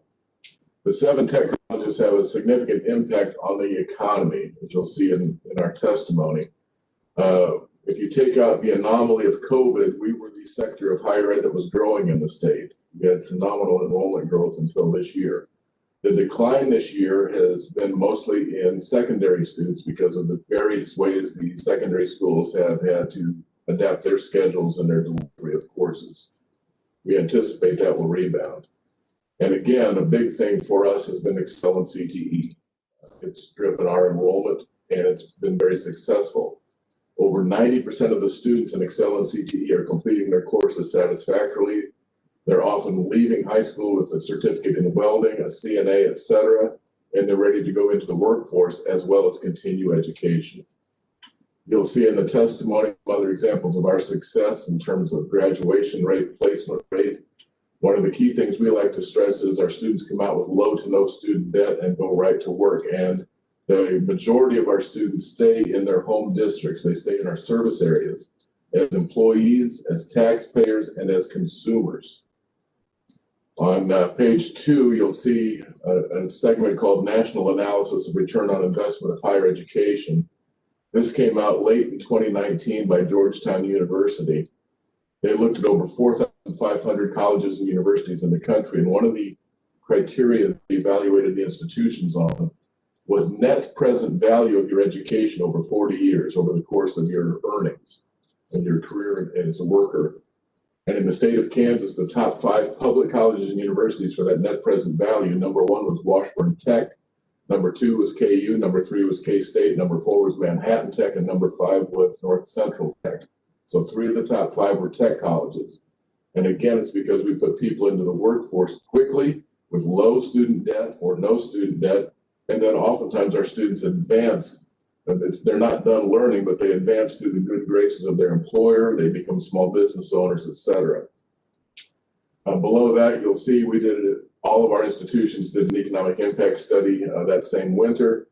And of course, Wichita Tech skews data significantly. They're the big dog we all chase. But again, the return on investment of what we get from the state and from our students, those are our 2 primary funding sources. We turn it out 2 to 3 times worth of value every year. As far as state funding considerations, again, our number 1 concern is Excel and CTE. As the chairman of the committee mentioned at the start, this is a reimbursement that's paid for services we've already rendered. And when it's not fully funded, we take the hit. And the schools we work with take the hit because we often have a sharing agreement with them. If we use a qualified Manhattan teacher in Manhattan facilities at their high school to teach, they get a cut of what we get back in that reimbursement. So it's paid after the fact. It's been very successful. We anticipate that enrollment is going to climb back up as the pandemic eases out. The other big concern for the tech colleges is capital outlay. Again, since we don't have taxing authority, we run like businesses. We have to raise funds, but the amount of appropriations given for us through capital outlay from the state is roughly the same as it was in 1977. The tech colleges don't need Taj Mahal buildings. We need Butler buildings because we're going to tear things apart. We're going to spill oil. We're going to knock things around, but we do need help for equipment upgrades and good functional, multifunctional facilities. And with that, I'd be glad to stand for any questions you might have. Jim, questions? So you're in the same boat with the community colleges. Senate Bill 155 is much needed. It is, and it's very successful. It's a quick return on that investment. So we'd appreciate your consideration of that. Thank you. Senator Hawk. Thank you, Mr. Chairman. I think I saw about 3 or 4 hours ago in your budget, there was the $7.5 million for capital outlay that was not in the governor's final budget. Correct. If that were there, how would that be allocated among the technical colleges? That would give each of the technical colleges about $1 million more than we currently have. Right now, for instance, Manhattan Tech, we get about, I want to say about $170,000 a year for capital outlay. That's it. And I assume that 170,000 carries over in terms of your budget in 22. Yes, that does carry over. It gets used every year. We have to put up a 50% match to get those funds. And it's basically, bare bones deferred maintenance costs. So I know we had a bill, and I'm not sure where that went, that would allow you to get a tax credit for people who might contribute for capital projects. What's the status of that bill? And would that be a good temporary It would be placeholder if we can't come up with that money? Yes, I'm not sure where the status of that. I'll have to get with Steve Kearney, our lobbyist. Heather may know. But years ago, there was a tax credit legislation for the two-year colleges. If we were getting donations for capital projects, we were allowed to provide a tax credit to the donor. That puts, again, the burden on us to go raise the funds, but it gives people an incentive to donate, and it is targeted just for capital projects. So that would be a great temporary fix to this issue. And then how would you rate the capital outlay need to the Senate Bill 155 CTE funding? Well, Senate Bill 155 is more important because, again, per the state regulation, it's a reimbursement. Again, it's for services rendered. So we need to have that number one. Okay. Thank you. Thank you, Mr. Chairman. Thank you. Any other questions? Seeing none, thank you, Jim. Appreciate it. And appreciate all you do over there at Manhattan at the Technical College. Thank you. Next, we'll have Matt Lindsay with Kansas Independent Colleges. Welcome, Matt. Good afternoon. Thank you, Mr. Chairman. Mr. Chairman, can you just confirm you can hear me okay? Yes, we can. All right, great. Thank you all for the time this afternoon. I am Matt Lindsay. I'm the president of the Kansas Independent College Association. You've got some materials from me in your packets. I will, note that I spoke to Senator Hawk this morning, and I thought maybe by the time we got to this point in the day, I might need to do mine through some form of interpretive dance to keep your engagement and attention. I'm sure your eyes are starting to cross with all the documents you've got in front of you. So I'll try to make mine as brief as I can, and as my friend President Jeanette just said, try to help you all get back on the schedule you want to be on. We have two budget requests that I'll get to at the end. But they're summarized here, that one is to consider adding more funds to our state's need-based aid program, which is, we believe, and has been underfunded for a long time now. And a second is to include funding for us, the private colleges, to be added to the engineering initiative. I'll get to both of those in a moment. Quickly, for those of you unfamiliar, I work on behalf of the 20 independent colleges in the state. That's 20 schools. They are all accredited by the Higher Learning Commission. They are all not-for-profit. They are all offering undergraduate degrees. We'll use, and you'll hear me use, the word independent interchangeably with private or with nonprofit. But it's important to note that we don't work for the for-profit colleges. So University of Phoenix would not be one of mine. Instead, the 20 schools in KICA represent the two oldest colleges in the state. Baker University and Benedictine College. Baker and Benedictine were both founded in 1858. They were the first two schools in the state, and also the youngest school, Mid-American Nazarene in Olathe. We have the state's first junior college, Central Christian College in McPherson. That's now mostly a four-year degree school. We have the first college in the state that admitted African Americans and women, Friends University in Wichita. So there's a lot of history behind the 20 schools that we're talking about that work on the nonprofit side of the ledger.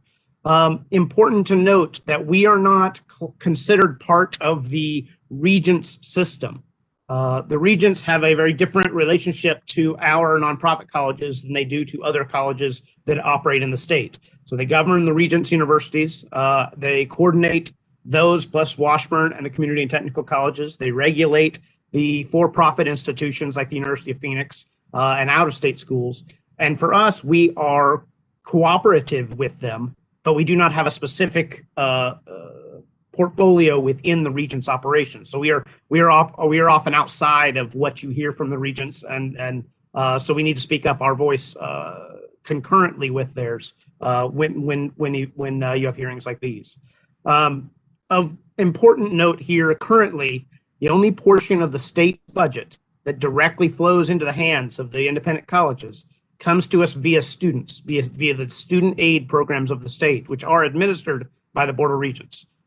We raise the rest of our money for our operating costs on our own through private sources. That is, so again, need-based aid essentially is the only thing that's flowing from the state budget into our schools. Let me give you a quick portfolio or profile of who of our enrollment and what COVID has done. This last fall, our headcount enrollment was about 23,263 students. That works out to about 11% of all of the college students in the state. It's probably not a surprise, you've heard this all morning, that this represents a decline from last year, and in aggregate, our enrollment is down about 5.5% compared to last fall. However, now this is very important, for us, our main campus enrollment, the enrollment on that primary campus, is up 2.4% since last year. We actually grew from 2019 to 2020. And that growth has come almost entirely from out-of-state students. So we saw a 7% increase in out-of-state students year to year. In addition, our online programs that are solely online grew quite a bit. That's a continuation of a trend we've been seeing for multiple years now. The declines we saw were driven by in-state students, so Kansans enrolling in our schools, and programs like our early college degree programs, our concurrent ed programs of the high schools. I think that's fairly intuitive. All the challenges that the high schools have been going through amid COVID, continuing to do early college concurrent enrollment is a difficult lift for your high talent teachers who are doing everything they can to serve students in a world where you're doing hybrid some days and in-person other days and remote other days. So it's understandable that our concurrent enrollment dropped off quite a bit.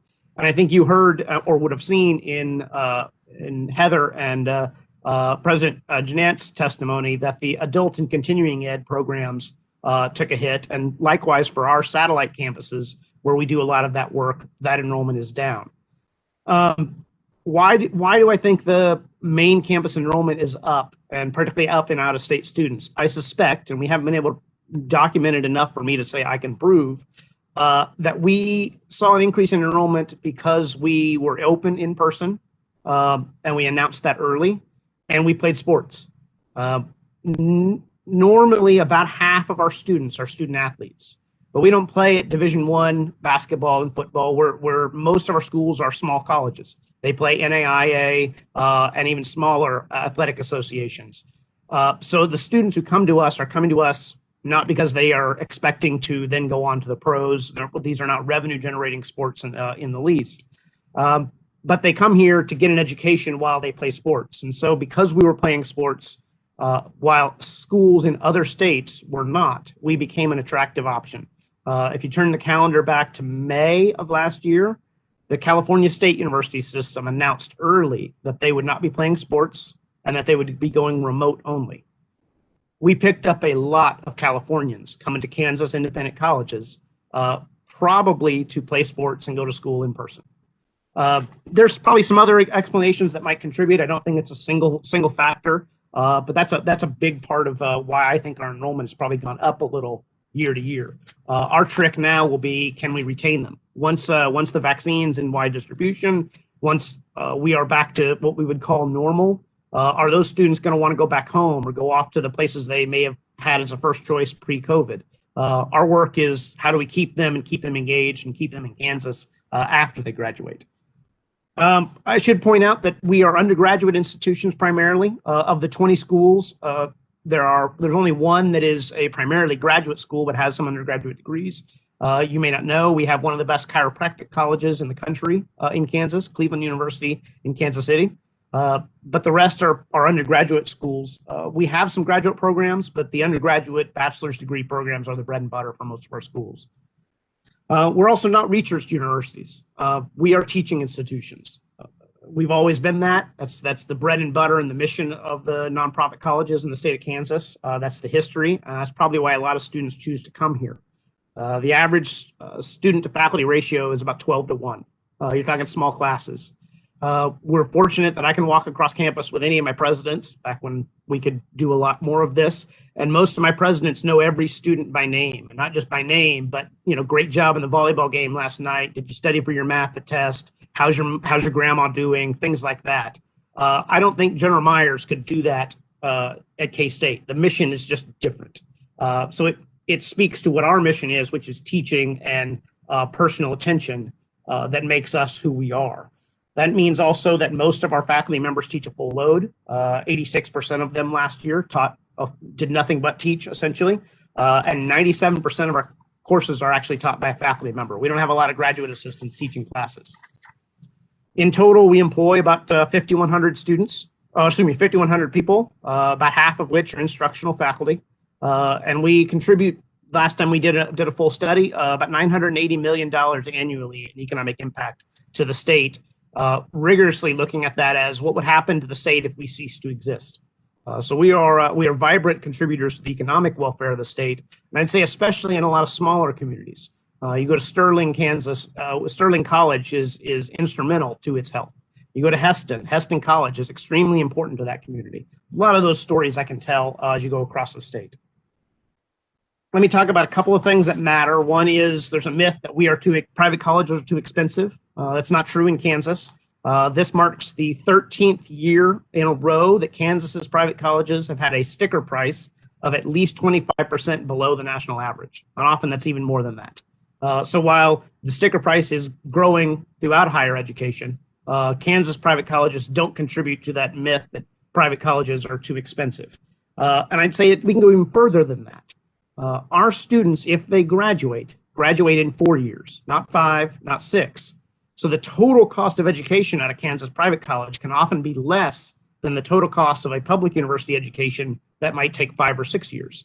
Again, go back to we teach classes, we teach. So it's easier to get your prerequisites done. You're not going to have a faculty member on a research sabbatical as often. So we are more likely to see, if they graduate, our graduates finish in 4 years, which not only means you're not paying tuition the 5th or the 6th year, but you're in the workforce earning a living that you wouldn't be if you were still in school. So that cost there's an equilibrium in that cost that emerges as you look at more years. Let me also talk about debt for a minute. The average debt for a KICA student is about $23,000 at graduation. That may sound like a lot, but I point out in my testimony that is almost exactly the same as the price of a base model Chevy Malibu down the street here in Topeka. And I don't think anyone's out there saying that car debt is running away, is overwhelming our society. If you graduate from a KICA school, your debt is about the same as buying a base model Chevy Malibu. One of those appreciates through your whole life and earns you a premium wage. The other depreciates when you drive it off the lot and you don't get your value back. So I just always want to make sure we put a pause button on student debt conversations and say, yes, we should be doing better. Yes, we should make debt. We should reduce debt and make college more affordable.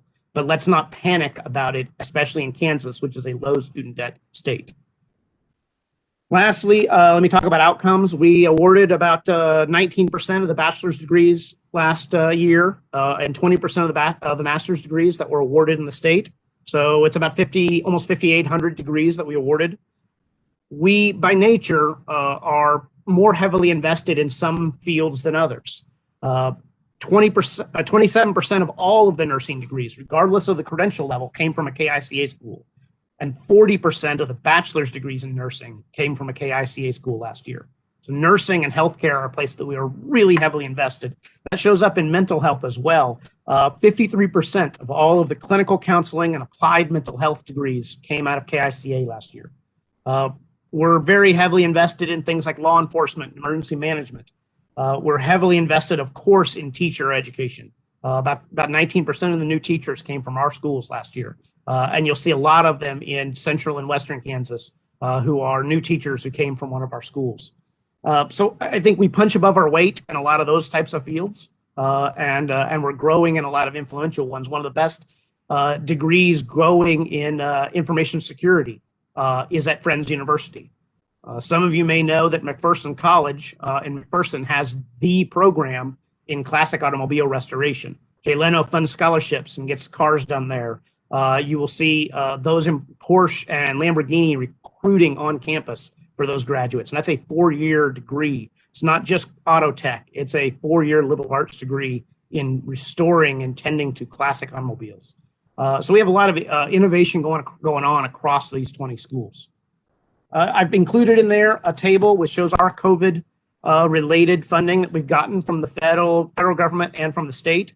You kind of see how it breaks down here. with, of course, a lot. I didn't break it down near as much as Heather, as Miss Morgan did, but you can sense that it's a lot the same as some of the stories she was telling. Some of the smaller schools getting more from certain buckets, certain schools that are minority serving institutions getting a little bit more.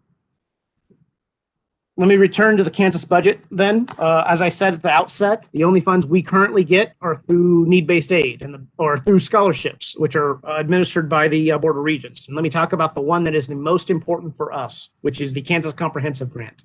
That is the state's need-based aid program. That is the state's scholarship that we give to students who are Kansas residents who attend a public or nonprofit college to get a bachelor's degree and have economic need.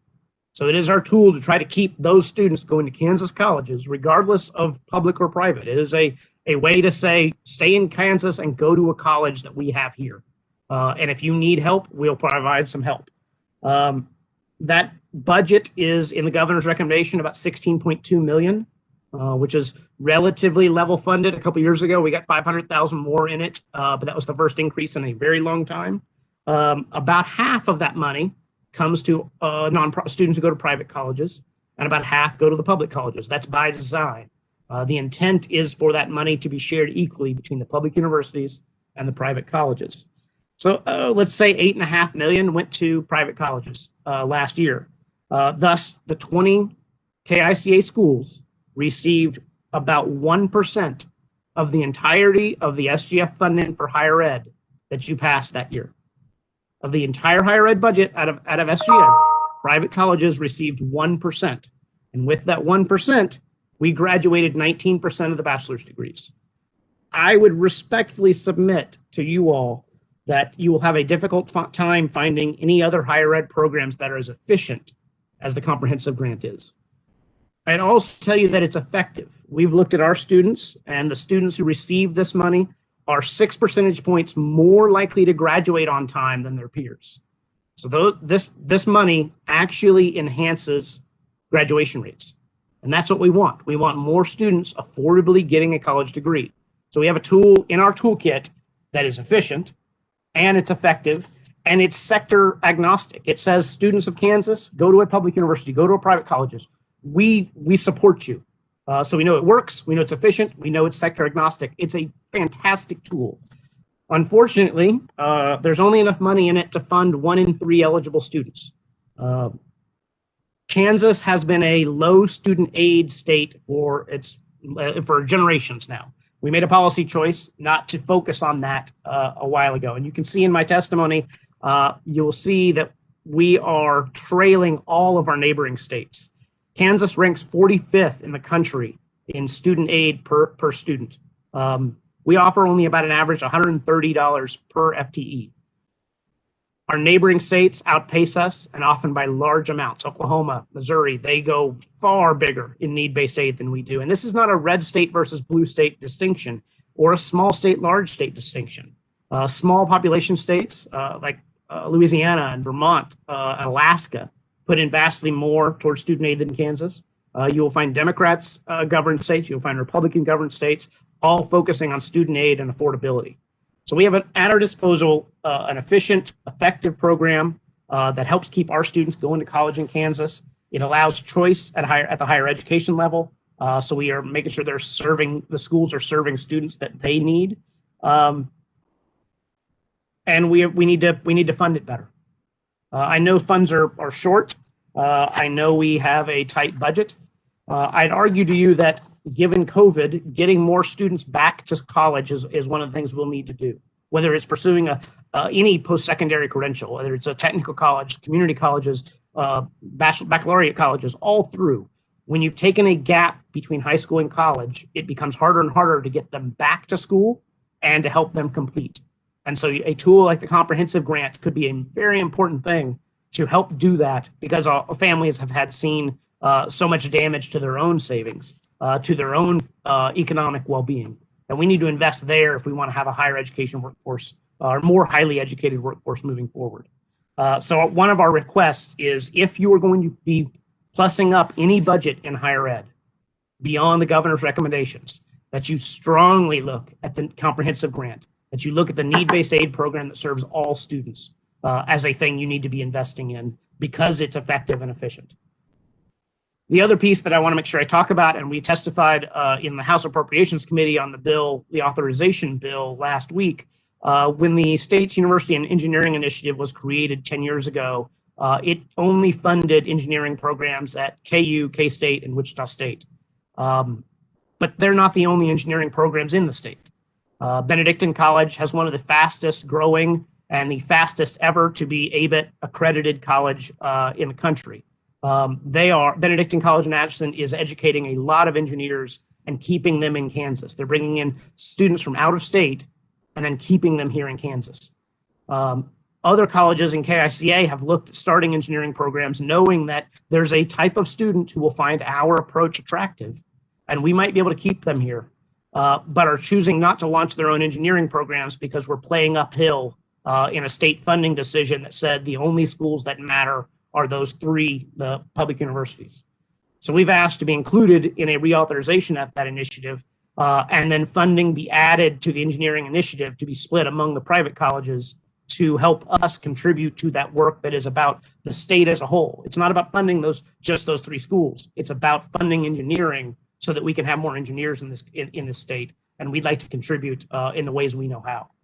So those are the two items I have for you to ask for support. I'd be delighted to answer questions, and I appreciate all the work that you all do. Matt, questions? Senator Hawk. Thank you, Mr. Chairman. And Matt, thank you for what is a close dance at the end of the day on this. Question, how many students at Benedictine College graduate each year in their accredited engineering program? Right now, because they're a 3-year-old program, I'd have to check for you. I believe it's about 20 a year. Okay. And I noticed your request is to get I think the same amount of money for the independent private colleges per college as we give to the other 3 Regents institutions. I think I just saw yesterday that K-State's graduation numbers were up to, I think, between 700 and 800 per year. So, and Senator Hawk, I would say, no, I do not want Benedictine to get the same amount. I think if all of the KICA schools collectively were funded as if they were one institution here, we would see numbers getting close to that. how long do you think it would take some of those private schools that don't have the ABET accredited, since I think Benedictine's the only one, how long do you think it would take them to get up to speed and get accredited? Depends on the school. So I'll use Mid-American Nazarene, for instance. They have a partnership with Washington University in St. Louis, where if you want to be an engineering student, you do 2.5 years at Mid-America, and then you go finish at WashU. Now, those students don't come back. They go to Missouri, and they don't come back. Mid-America is probably close to be able to pursue the ABET accreditation on their own, because they've done a lot of the legwork to begin with. Friends University is in the same boat, because they've already started doing a lot of the groundwork. So maybe it's a year or two. Other schools like Ottawa, McPherson, Kansas Wesleyan, it might be 3 or 4 years before they would be up and running. But they're not going to start going down that road if they see that they can't ever compete with the faculty salaries and retention necessary to make the program effective. Gotcha. Thanks for clarifying that. And did you have a total of CARES money that the 20 independent colleges received? Total CARES from the federal government was 16. Oh, I see it. Million. Yep, 16.7. And do you know what the counties actually gave to their private colleges? It's on here, 2.3 million. 2.3. Thank you for clarifying that too. Thank you, Mr. Chairman. Any other questions? Seeing none, thank you, Matt. Appreciate your work, and keep up the good work. Thank you. Next, we have Chancellor Gerard from University of Kansas and KU Medical Center. Welcome, Doug. Thank you, Senator Bellinger. Is that working okay? Yes, we can hear you now. We can see you. Not sure my video is working very well, though. Sorry about that. Let me switch cameras and see if that helps. Is that a better feed? Yes. Great. Sorry about that. Apologies. Good morning, and thank you for having me to talk a little bit about the role that the University of Kansas plays in the economy of the state of Kansas, and then we'll certainly address some of the challenges as well. I think you have some slides that we had provided that perhaps you can follow along with. We'll talk a little bit about sort of the mission and vision of the university, the role that we play in the economy. We'll talk a little bit about our budget overall and state funding, and then finish with some discussion around what's been happening with COVID and the breakdown of our use of federal dollars, as has been discussed by the others. If you go to the third slide, really our mission is to educate the leaders of tomorrow to build healthy communities, both here in Kansas, but also really around the world, and to make discoveries that change the world. And we really have a vision to be a destination for the most talented scholars, both students and faculty from across the country, and to continue to drive the economy of our state and our region. We also aspire to continue to elevate our national stature, which we think helps us in meeting those other vision elements. If you go to slide 4, just a little bit about the university overall. As you probably know, we were formed in 1865, coming out of the Civil War. We welcomed our first class in 1866 with 3 faculty and 55 students. We've grown today to be a nationally recognized research university. As you can see, we have over 27,000 students, and we have some 14,000 employees across our system, most of which are not funded by the state. We operate off 7 different locations across the state of Kansas. Our overall budget is about $1.3 billion. And we bring in, last year we brought in $275 million in research funding, all of which comes from outside the state of Kansas. And we really deploy that largely to hire people to conduct that research. We touch all 105 counties in the state of Kansas through our activities, and most certainly some of that's through our medical center with telehealth and other activities. And our national stature does continue to grow. 48 of our graduate programs are ranked in the top 50 in the United States. We are a proud member of the AAU, which is the Association of American Research Universities. That's the top 65 research universities in North America, both public and private. And we've been a member of that organization since the early 1900s. But that is a club you work to stay in. That is not a club that you are guaranteed to be in. And so we continue to work hard to maintain and grow our research mission as well.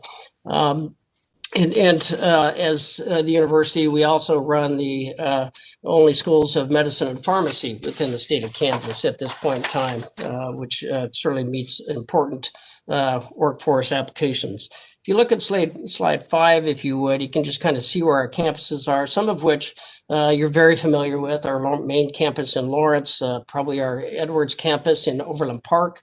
But we also opened about 2 years ago a site across the street from the gates of Fort Leavenworth to really predominant graduate education for the Command College there, and have over 100 students studying up in Leavenworth at this point in time.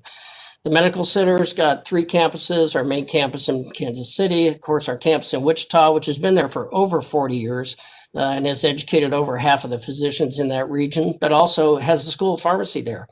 And then in 2011 is when we opened our Salina campus, and it's now home to not just the School of Medicine, but also the School of Nursing, which has been growing rapidly in that location. And then the one everybody sort of forgets about is our campus in Yoder, which is where we run the Kansas Law Enforcement Training Center, and meeting a very important need there. I'll talk a little bit more about that. As we think, if you go to slide 6, as we think about the role that we feel that we play in the Kansas economy, certainly there's a workforce play there with over 7,000 degrees and certificates awarded every single year. A lot of that's undergraduate, but a lot of that's graduate and professional as well. We are a talent attraction for the state of Kansas. Over 40% of our students come from outside the state of Kansas, and that includes all 49 states as well as 110 countries. So 40% of our students are not from Kansas, and yet on graduation, over a quarter of those choose to stay in the state of Kansas after they graduate. So we feel that's an important role that we play, is to attract talent for our businesses in the region. And of course, we work very closely with over 3,000 businesses to create curriculum for research opportunities and, most importantly, experiential opportunities for our students through internships. Our research activity often produces patents, and patents can produce companies. And we have, to this day, we have 44 active companies that have come out of KU research discoveries. We also serve as an attraction for other companies, not just students, but companies. And there are currently 30 companies that have relocated to Kansas to be close to our university and our faculty and our students. That's just over the last 10 years. We also really encourage that startup environment. We have incubators both in Lawrence on our West Campus, as well as at the Medical Center. And there are currently 56 companies in those incubators, some of which are ours, but about half of which are not. But they are there to help those companies grow. And we do that in partnership with our local communities, both city and the county. In fact, we will this spring break ground on our Phase 3 building in Lawrence to add another 12 companies. And that's partially funded by a federal grant from the Economic Development Agency of almost $8 million to help us grow that activity, and support from the Department of Commerce in Kansas. So really exciting development there for us. If you go to slide 7, we talked about jobs, and I do just want to emphasize, a lot of people say, why should we care if we have a research university? Well, clearly there's discoveries that come out of that save lives, that create new energy sources, more efficient energy sources, and many, many other things. But it also creates jobs. That money that we bring employs over 4,000 people here in Kansas to conduct that research. And then we utilize that to work very closely with our economic development partners at the city and the county level, as well as at Commerce, to attract new companies. Some of them may be coming for us, but some of them may just be coming to our communities, and we help them be very attractive. We've really talked about the research dollars overall and why that's such a great return on investment for the state. But we also bring a lot of money into the state of Kansas through donations. We have 350,000 alumni worldwide. So it's not surprising that 40% of the donations that come to the University of Kansas get spent here in Kansas, but they come from all over the world. And that number varies between $150 and $250 million a year that come in through this mechanism to be spent here in Kansas to support our state and our university, obviously. On slide 8, we talk about some of the infrastructure that we provide across the state to help our communities. Certainly at the Medical Center, as I mentioned, we touch every county, and we have student rotations of both medicine, nursing, and pharmacy, actually, across the entire state. We run safety net clinics called JDOT clinics, both in Kansas City, Wichita, and an affiliated one in Salina, to really take care of patients who don't have insurance and struggle to access health care. I talked about the Law Enforcement Training Center. We train over 800 new police officers through our basic training every year. And we do over 10,000 hours of continuing education hours to policemen across the entire state in a very unique but very important role that agency plays. We also have the Kansas Fire Rescue and Training Institute that's actually based in Lawrence, but almost never in Lawrence. This is a group of 5 semi-trucks that crisscross the state 150,000 miles a year, training volunteer fire departments and emergency medical personnel to obviously fight fires, to manage trauma scenes, to extract people out of grain silos that they've fallen in, and really the primary training that those folks receive. Really an important service there. The Kansas Geological Survey maintains over 68,000 cores that have been drilled around the state of Kansas for businesses and others to study. We also maintain monitors of groundwater levels, including the Ogallala Aquifer and others, among many other activities that they do. A great service to the state, an important one. Our School of Business runs a couple important programs. Our Small Business Development Center helps small business grow and helps students and faculty help those businesses to do that.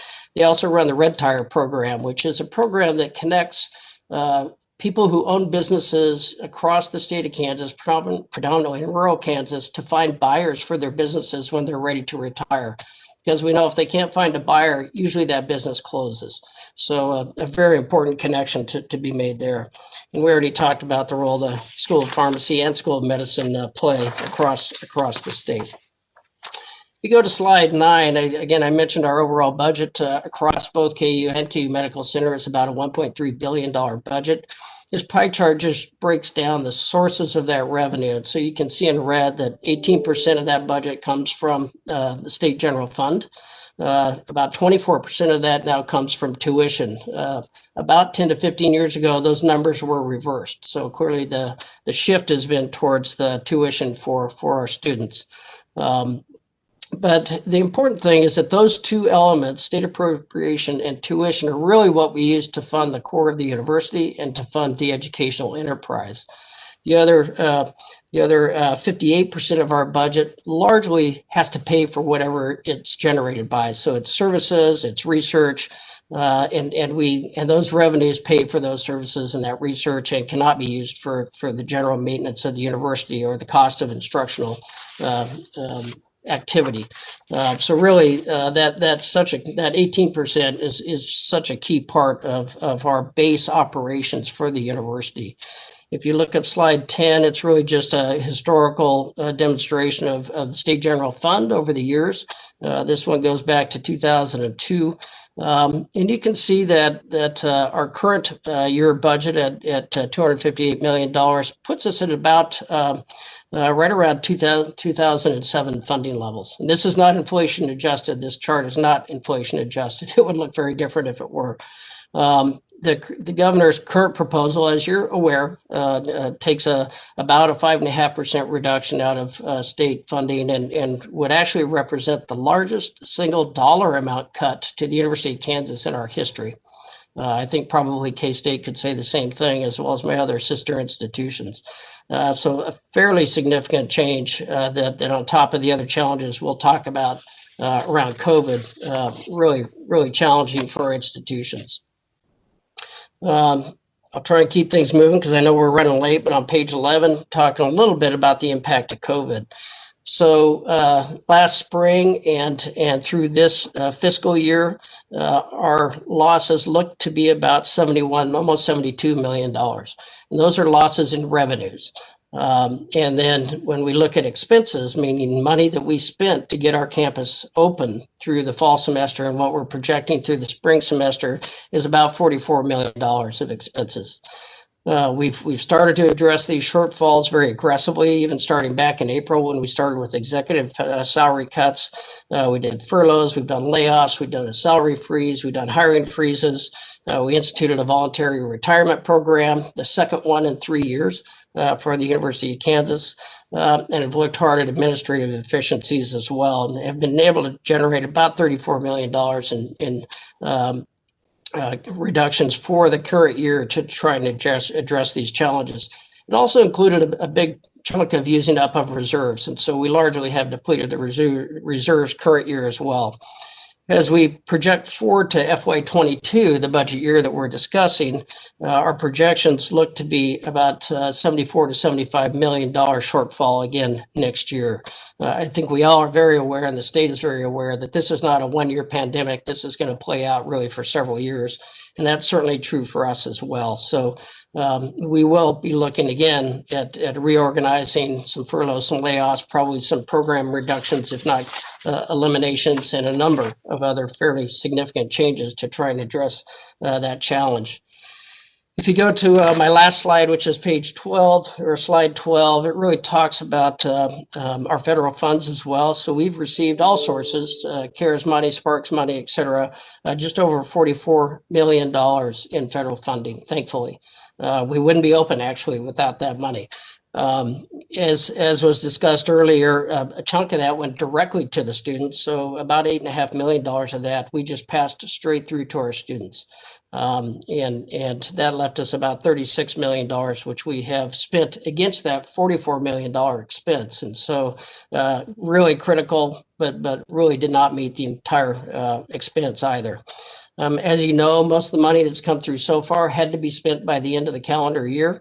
And there is another tranche that has been approved, as was mentioned also. We don't know much detail about that yet and how we're going to be restricted on using those dollars. But we're grateful for them because we got to get through this spring now as well. The federal dollars, just like the federal dollars to the state, were restricted to be used for expenses. They did not backfill the tax coffers for the state, and they certainly have not backfilled our losses at the universities either. And so while we're extremely grateful for those dollars, they really have not backfilled anything in terms of our way of losses. So certainly has created a challenge for all the Regents institutions. We're not unique in this, but I guess I would just emphasize that additional state reductions on top of that just really complicate an already difficult situation. With that, I would be happy to stand for questions, Mr. Chairman. Thank you. Doug, you mentioned spending reserves. How many dollars reserve have you spent? We spent both some of our central reserves, and we gathered up 75% of the reserves held at every unit across the university here in Lawrence. And that number amounted, it was in excess of 10 million. Actually, I think it was approaching $20 million, but I could get you that number, Senator Bellinger. Thank you. Questions? Senator Hawk. President Gerard, Yes. thank you for coming. Appreciate it. You mentioned in your testimony that you really were looking at a shortfall of $74.6 million. And then I think you asked, could we just have flat funding? If I read what Shirley provided us, if we did flat funding for KU and the KU Med Center on the reduced resources, that would be about $13.6 million. And then if we did some of the restore on SGF, that's maybe another 10 million. And then there's potentially 5 million on the Cancer Center. So that doesn't quite get us to what you really looked at because of COVID. So how are you going to make those numbers fit? Assuming the very best possible thing, either CARES 2 or 3 or whatever we're going to call it, helps fill some of our budget hole, or we get through the vaccination phase and the economy recovers faster and we think we have some extra revenue for lots of people who want extra revenue. Absolutely. Very, very fair question. It doesn't come anywhere near closing that gap, but we also know that's not a reasonable ask, that there's just not the money at the state level to do that. We know that we're going to have to continue to manage through this. And fortunately, that reserve amount that we just talked about, we've now spent. So we can't go back to that one. That was one-time dollars. So we will continue to look at it through operational efficiencies and probably some additional reduction in force, if you will, to get ourselves into budget alignment. We have a lot of hard work to do. At the same time, we're going to be pushing very hard to restore our enrollment. We dropped about 3% in the fall, but unfortunately that 3% was largely made up of first-time freshmen. So that will be an ongoing challenge for us, and international students who tend to pay full fare and really subsidize the cost for other students. So we're going to work very hard to reverse those trends as we come out of the pandemic as well. So we would like to grow our way out of it, but we know we're going to have to tighten our belt at the meantime, even if we're able to maintain flat state funding. Thank you. And I can only imagine how tough it is for you and your staff and your faculty. I had one other question, Mr. Chairman. Yes. I think a lot of us were really very happy that we were able to do the demand transfer to fund the cancer research at KU Med and to try and get in queue for the next level of certification. I see on my budget sheet that we're $4.96 million short on that. So where are we at with that designation and what needs to be done to keep us on course for that? Yes, sir. I think it really helps us as a state. There's no question. You know, the National Cancer Designation, which we achieved a few years ago with support of the state, if you recall, there was already $5 million there for that, really enabled us to grow the infrastructure that we needed to expand the cancer center. And again, remember that's a research designation, but it has very significant clinical impacts because it also allows us to access all of the research trials that come through the National Cancer Institute. And that has really elevated the care in the state of Kansas. And we know that cure rates at a National Cancer Institute designated cancer center are about 25% better than they are elsewhere. And it's really because of the comprehensive nature of being able to bring all that together and have access to that national research. The comprehensive designation takes it to the next level. It's really about population. It's about reducing the incidence of cancer in your population, in our case, the state of Kansas. Really not just curing cancer, but actually preventing cancer and doing the programming that you need to do that, which is an additional layer of infrastructure that we have continued to grow. And that's really what the additional $5 million was about. And we're coming up on that chance for that comprehensive designation within about the next 18 months. And so a very critical time for us. Thank you very much. Thank you, Mr. Chair. Chancellor Gerard, you mentioned the foreign students being down. Do you have any projections for fall? Do you think we're going to get a good rebound on foreign students, or any indication there? You know, we're certainly hope so. We dropped about 18% this year, which is about half of what a lot of places dropped. So we're grateful in regards to that. But you know, I think with vaccines becoming more widely available and, you know, to be fair, we largely, due to the pandemic, kind of closed our borders last fall, and a lot of our students could not come. So we're working with them aggressively. We tried to help them take online classes while they could not come, and we hope that they will return. So we have a whole strategy around it, and fingers crossed, because that's a really important talent draw for the state and the country, quite honestly. Thank you. Any other questions?